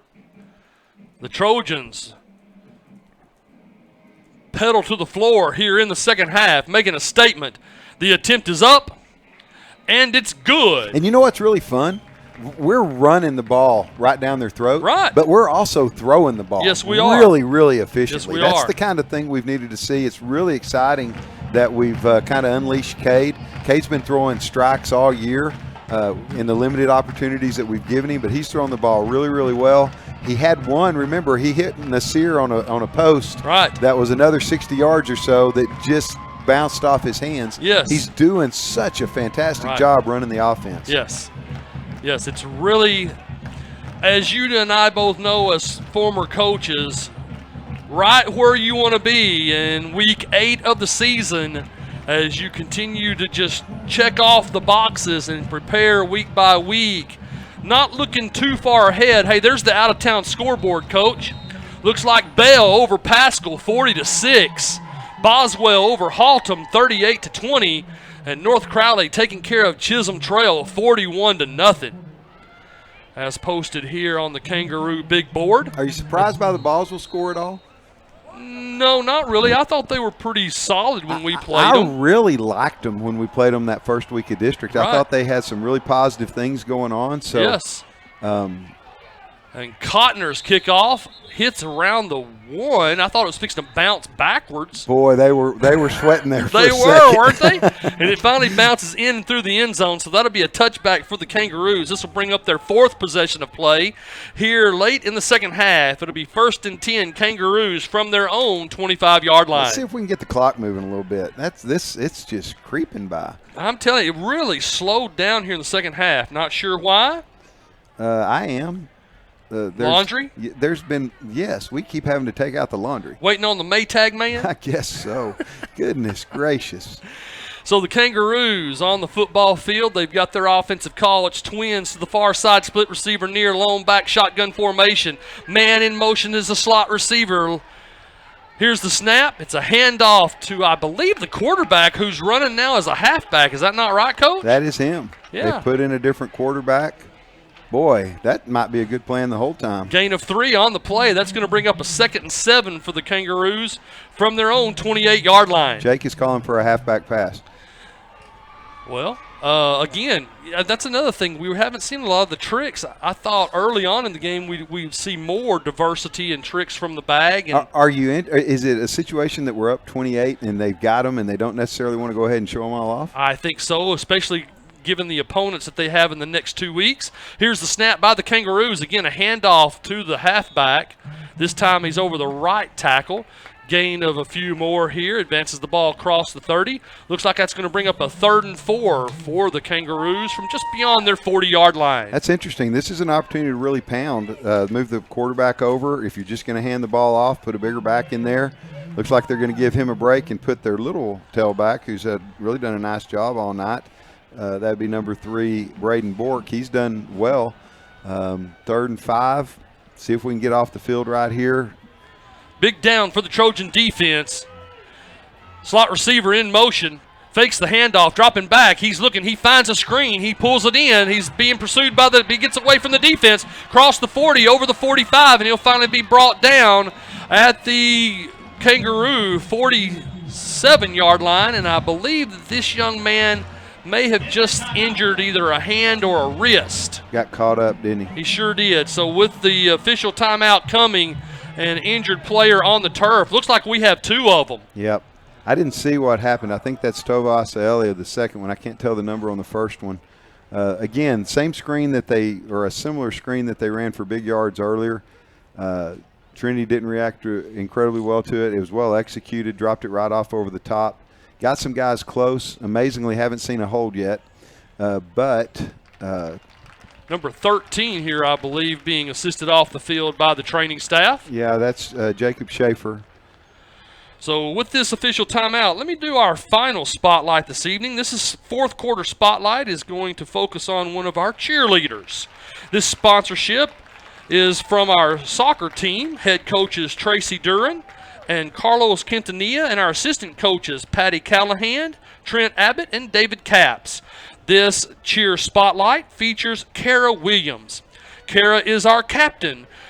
She has been cheering for 5 years, and she is a 3-year letterman at Trinity High School. When I spoke with Kara regarding her plans following graduation, she stated she desires to attend the University of Texas to major in psychology and pursue a career as a clinical psychologist. So best of luck to Kara through the rest of her senior season as we have an interception by the Trojan defense. He's going to return it to the 25, the 30. Makes a cut now. He's over to the 40, and he's finally tripped up and brought down. And the Trojans will take over their 5th possession of play with the defensive interception. And a hat flies there, Coach. I don't know. I didn't see a flag. Right down here, we've got 2 young men. The young men from the Kangaroos walking this way, and then a young man down here with his helmet off. Well, we've got a flag and a hat, so he has 2 penalties. So I don't know if we have a sideline warning for Trinity, possibly was the first, and I don't know what the second might be. We're lucky we didn't get one up here at the 50 because some poor lineman that was coming over here to try to make a play just got pummeled by one of the defensive linemen for Trinity. It was in front and it was high, but it was very aggressive, and, you know, sometimes you get those unnecessary roughness penalties. I'm not exactly sure. Our coaches are in conference down here. They don't look very happy. Coach Jensen walking over toward the officiating crew. If they don't take the ball away from us, we're okay. Right. All right, so I believe Coach Jensen is satisfied with... No, I think there's a 3. 3 fouls. Live ball foul on the return.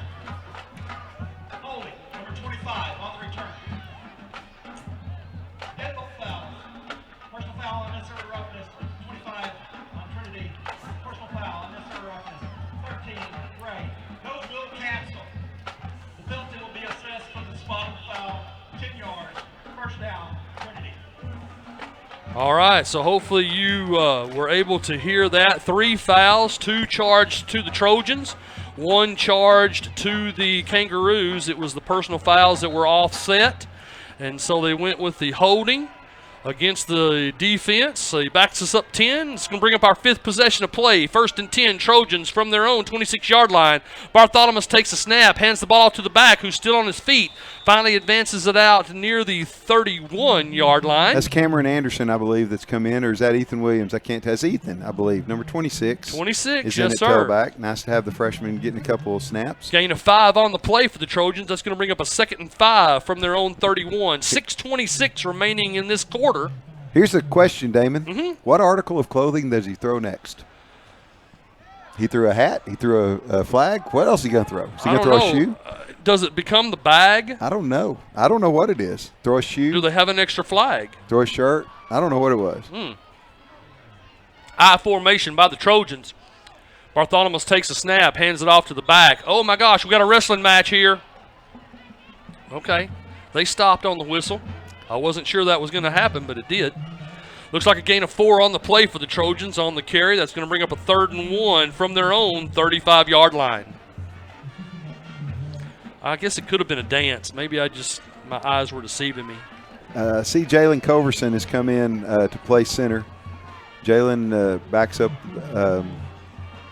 We had Jalen not too long ago as one of our senior spotlights. I think he backs up Jacob. I think Jacob plays the center spot. I formation, split receiver, far side. Snap by Bartholomew, hands the ball off. We're over the right tackle across the 40, get a spin. Now we're to the 45, and we're finally brought down, but that's going to be sufficient enough yardage for another Trojan first down. It's a really nice run by Ethan. He stayed in the hole. He trusted it, and he secured the ball at the end. The clock continuing to roll here at Kangaroo Stadium. Just a little over 5 minutes as the head official winds it up. Now I'm sure we'll go 4-minute right here. We'll slow things down just to see what happens. The Trojans leading the Kangaroos by 28. Our score, Trojans 49, Kangaroos 21. I formation, split receiver far side. Here's the snap, a toss to the back. He cuts it up over the left tackle. Getting a gain of about 3 on the play. Yeah, that's a coaching point for the freshman. They ran sweep on that, and his first 2 steps were downhill. He needs to make sure he gets width on that. We really want to try to get the ball to the outside. They've done a good job causing it to cut back inside. But that's just something that's a correctable error. He's learning how. He may not have heard the play. He's talking to Coach Norris, running backs coach over here on the sideline. Jacob, have you had any responses on our Twitter handle? We've had 2. Had a couple? Okay. Just want to encourage our football fans, if you know someone that you'd like to recommend and recognize in our new podcast, Once a Trojan, make sure you use our Twitter handle. That's TSN Broadcasts with an S. And we will be more than happy to take on your recommendation and consideration for our new podcast. As the Trojan advance the ball with sufficient enough yardage for another Trojan first down, it'll be 1st and 10 Trojans from the Kangaroo 44-yard line. We've had 4 names pop up. I don't know if you remember Bobby Cooper, class of 2015. Yes. He's coaching now. Right. Brian Nance, who's down at Baylor as a coach. Okay. Eric Fiello, Euless police officer. Yes, sir. Be a really good conversation to have with Eric. But he just does a great job for the city, such a great advocate. And the 4th one that we saw was I saw that one. Oh, Robert Gilmore. Okay. So there's some really good ones. And it doesn't have to be athletes. No. I see athletes pouring in, and, you know, Right. the people watching are fans. Sure. But it could be anyone Yes. that has made a big splash. You know, Dr. Jutras over in Bedford has just been an incredible advocate for Trinity High School for a long, long time. Takes care of a lot of people. Yes. So the Trojans I formation, split receivers each way. They take the snap, hand the ball off to the fullback. He's going to advance it across the 35, down to the 34-yard line. Indication by the side judge that's going to be sufficient enough yardage for another Trojan first down. I think that was I think that was Manny in there being the trap specialist. Manny Perez got him a first down on that one. So 1st and 10 Trojans from the Kangaroo 34-yard line. It's been a little contentious. I think Trinity's going to be, a lot of times we'll try to get a lot of different touches right here. I think we're ready to just get on out of this one. I formation, split receivers. Here's the snap. It's a give to the tailback, a nice little hop. Keeps his feet over the right tackle, and he's going to advance the ball down near the 20-yard line, and that's going to be sufficient enough yardage for another Trojan first down. And anybody that's been watching at home, when we talk about them diving at the feet, that was the exact example of what we saw Keyshawn. Now, Ollie's probably been stepping over him. Keyshawn's a little bit shorter, took a little bit higher hop. Right. But that's the same play that we've been seeing from the defense all night. They can't stay up because they can't take on that kick-out block. So they've been diving at the ground. And I kind of got on Ollie. Maybe he's bouncing it out too much. If that's what he's seeing, he doesn't have an option. The change on that is the guard needs to see it too and come on around the corner on that lead block. So I formation again, give to the tailback. He's across the 20 to 15. He's still on his feet, and he's going to advance the ball down near the Kangaroo 10-yard line. And again, it's going to be sufficient enough yardage for another Trojan first down. So that's going to bring up a first and goal for the Trojans from the Kangaroo 10-yard line. A minute, 40 seconds remaining here in the game at Kangaroo Stadium. The Trojans once again knocking on the door, leading by 28. Slow play here for the offense, taking all their time. A lot of teams will go ahead and take a knee right here, but there are guys in the game that don't get to be in the game. They might have a chance to score a touchdown. So Trinity's going to run plays. They're not going to rush. If they score, they score. If they don't, they don't. But they're not going to not play. And again, somebody off the edge just diving on the ground, upends the back on that one. So an I formation, give to the back, upended head over heels or heels over head. No gain on the play. That's going to bring up a second and goal for the Trojans from the Kangaroo 10-yard line. That's another one of those weird sayings, head over heels. Isn't that always the case? When I'm standing up. True. That's very true. Always the last place you look is another thing that gets to me. That's it. Twins split to the far side. I formation for the Trojans. Here's the snap. Bartholomew takes the handoff. Takes the snap, gives the handoff to the fullback, who's going to advance it down near the 5-yard line. That's going to bring up a third and goal for the Trojans from the Kangaroo 5. 25 seconds remaining on the clock. This will be the last play of the game if they run it. See exactly what Coach Jensen's going to do here. He's already got the head set off. I think he's going to let it go. I think he's going to let this one go with a no call. 10 seconds now on the clock. It's ticking on down, and the Trojans will put another W in the column as they take the win here at Kangaroo Stadium. The final score here, the Trojans 49, the Kangaroos 21.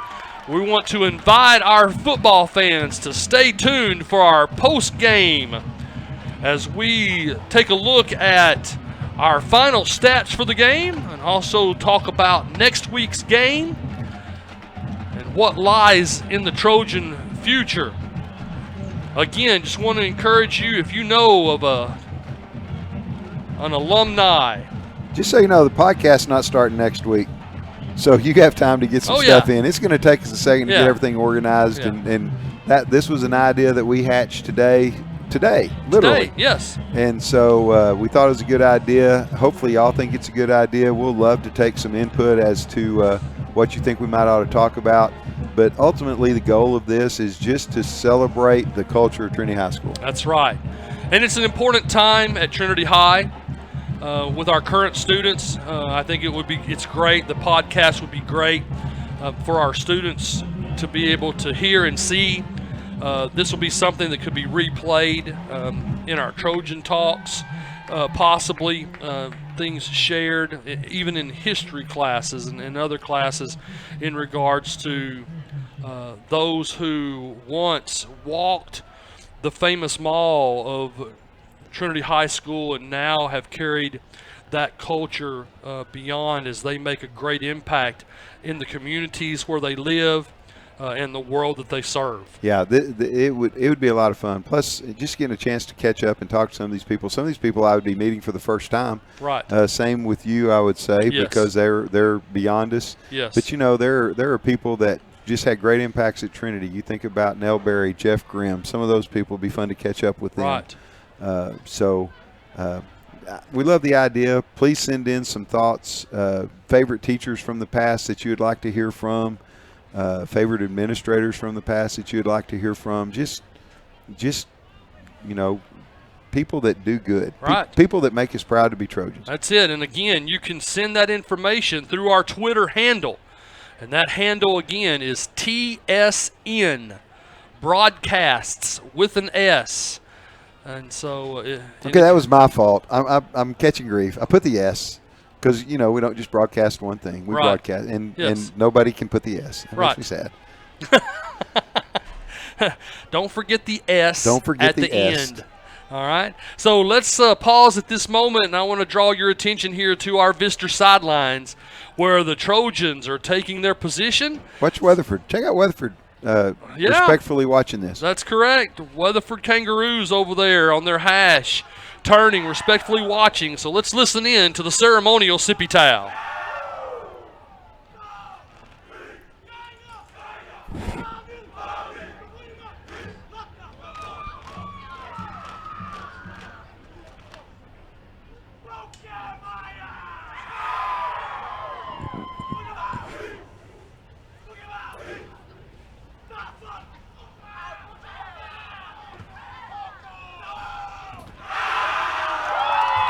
The Trojans of Trinity High School in their ceremonial sippy towel, celebrating another win here at Kangaroo Stadium.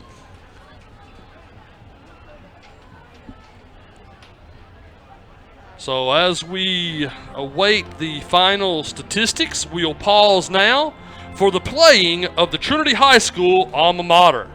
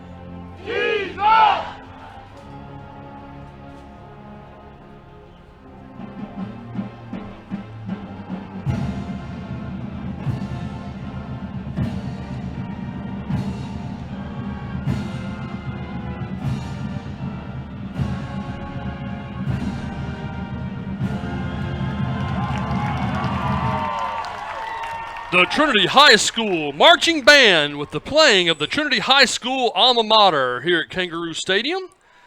And so this brings us to our post-game segment. And Coach, I'll turn it over to you there if you have some final stats here for our game this evening. We cannot guarantee the accuracy of these stats. So just going in, if you have different numbers, this is the best we've got. This comes from the Dallas Morning News. It has Trinity with 27 first downs and Weatherford 14. Trinity was 643 total yards to Weatherford's 316. Trinity had 215 passing yards. First time we've had a 200-yard passing game this year. Weatherford had 143. Trinity was 10 for 12. Weatherford was 9 for 15. Trinity averaged 17.9 yards an attempt. Weatherford threw one interception. Trinity had 49 rushing attempts for 428 yards. Weatherford had 33 attempts for 173 yards. Trinity had 13 penalties for 148 yards. That has got to get cleaned up, and I don't care if you're getting baited or not.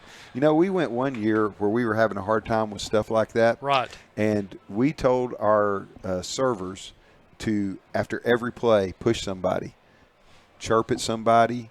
I mean, just be jerks after the play. And if the starters reacted, the starters had running some kind of reaction, because we have to learn not to be baited. Right. It's a great plan. It was a great idea. Some of those JV guys took it a little bit far because they really enjoyed it. But it was a great idea of practicing something you got to correct. But let's be honest, because you and I both know when you get later on and you get into those playoff rounds, great coach And his great staff is going to do those kind of things because they know if you are not disciplined enough, they're going to gain that yardage. Sure. Or force you into long, we talk about being behind the chains, Right. long yardage situations because of dead ball penalties. Correct. So, it'd be real interesting to go out and watch a practice and see if they make some of those adjustments. That's happened in the past. It'd just be kind of interesting to see. Cade was 9 for 11 for 200. I guess he was 10 for 12 for 215 yards. Outstanding. And 1 touchdown. I don't care about Weatherford. No offense to the Weatherford fans if you're listening. Ollie had to lean on him a little bit. 29 carries for 295 yards, a little bit over 10 yards a carry, and 5 touchdowns. But he had some help. Keyshawn Berry, 8 carries for 97 yards and a touchdown. Yes. Buddy Leota was 4 for 33. Ethan Williams was 4 for 21. So we had some other parts that we've not been seeing. It wasn't necessarily the Ollie show. Right. Cade through the air, some really good balls being caught. Just a really nice job. First time we've given up a 100-yard rusher. Ryan Clark, their quarterback, ran for 171. He's a pretty good football player. Yes, he is. Ollie had 2 receptions for 76 yards. So if you put the total yards together, Ollie had 371 total all-purpose yards tonight. Not including the 10 or 15 yards he had on a return. So he's close to 400 all-purpose yards. Jaquan Black had 3 catches for 66. Hector Valdez, 2 for 29. One of them a really important catch to keep a drive alive. Buddy Leota, 2 for 26 and a touchdown. And Nasir Allah had 1 for 18. So if you look at the overall scope, a lot of kids were involved in a productive way. Last week we had a lot of kids get touches, but it was in what would be considered garbage time. Right. Tonight, within the game that was very competitive for a while, you had a lot of guys getting touches and contributing. That does 2 things. One, it diversifies your offense. It makes it a little bit harder to defend. And 2, it just improves the attitude in practice. Right. You don't feel like you're going to go out there and watch one dude get the ball every time. You know that you're viable, that the coaches trust you to come to you in pressure situations to make plays. So it just makes the entire atmosphere offensively be better. Defensively, they gave up some big plays. They gave up a big screen pass. They had the unfortunate play where the 2 defenders knocked each other down and they scored a touchdown. I don't know if that was starters in the game or not. I don't think it was. They had another pass that was big that gained a lot of yards. They had the 55-yard run. So we gave up some explosives tonight that we've not been doing. But I think after the first drive, you saw the defense make adjustments. They slowed everything down a little bit. They made sure they went through they started out just going after it and putting themselves in bad situations and giving up some big plays. Right. And then they understood they were getting some zone reads, some just what you see with the college all the time where the quarterback has the option of pulling it or keeping it going around the end. They slowed down. Were able to make plays on that, forced the give more times than not, and now you're running into the interior of our defense. So really good adjustments for the kids defensively. I know the coaches, remember you made the statement, the defense was over here on the sidelines talking about things, and I'm sure that was part of what they were talking about. So overall, just, again, not pretty. All the penalties just make it feel sloppy. But if you just look play to play to play, some pretty good football being played by the Trojans. Absolutely. Let's look at the rest of our games here in District 3. Looks like there's just now starting the 4th quarter of play over in Fort Worth area. And it looks like North Crowley leading Chisholm Trail 62-0. We've got the Blue Raiders. This is a final. Taking down the Panthers of Pascal. The final score, Blue Raiders 40. The Panthers 6. So congratulations to LD Bell. Yeah, I hope all my friends don't pass out when I say this, but congratulations, TJ Dibble. I'm glad you got your first win. There you go. And then let's see another game that we had interest on. This is a final. We've got the Pioneers of Boswell toppling the Buffaloes of Haltom, and we will see the Buffaloes next week. Final score there was Boswell 38 and the Buffaloes 20. And, of course, our final score here in Weatherford at Kangaroo Stadium, the Trojans over the Kangaroos 49-21. We were watching some games with playoff implications on down the road because now we can start to do that. Trinity is guaranteed, I think, the one because of Haltom's loss tonight. I think Trinity's guaranteed the big Big school. unless we lose out. And I don't First seat, big school. Yeah, I don't think we're going to lose 2 in a row. No offense to Pascal, but surely not. With those 2 games, we're starting to look for the second-place team. There was an upset in District 4 tonight. Right. And Fossil Ridge beat Keller. Yes. And it was really looking like Keller was in a great position to be that next school that we would be playing. And now it's all jumbled up, and we could play anybody from Keller to Eaton to, Keller-Eaton. Pretty much. Yeah, and if you want to know, I've got it right here. District 4, here's the finals for them tonight. You've got Timber Creek 44, Central 14. You've got South Lake Carroll 47 and Eaton 24. And then the game we were just emphasizing here, you got Fossil Ridge 36, Keller 35. In overtime. Yes. So District 3, District 4, first round playoff competition. It's all jumbled right now, but I'm sure we'll know even more next week by this time as we look ahead and get prepared for the final week and headed into the first round of the playoffs.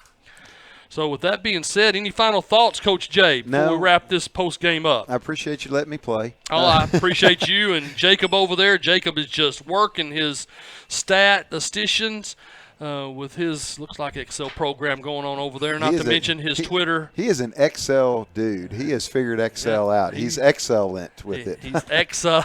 There we go. That's always I did that. That's a good one right here as we get ready to end. So, folks, next week the JV Red Trojan football team is going to travel over to the Haltom City area to compete against the Buffaloes of Haltom High. This will be at Birdville ISD Stadium on Thursday, October 28th, and that'll be a 5 o'clock kickoff. And then that will be followed by the JV Black Trinity football, who will kick off at 7 p.m. And then, of course, we will have our broadcast next week. It'll be on a Friday, October the 29th. So on behalf of our entire Trinity Sports Network crew, I want to thank you for joining us and listening in this evening to this exciting event featuring the Trinity Trojans. Until we return next week to compete in the Region 1 District 3 Game 9 featuring the Buffaloes of Haltom High, this to be played at Pennington Field. Game time will feature a 7 p.m. kickoff. This has been DR Big Daddy Emery saying, tease up and go Trojans!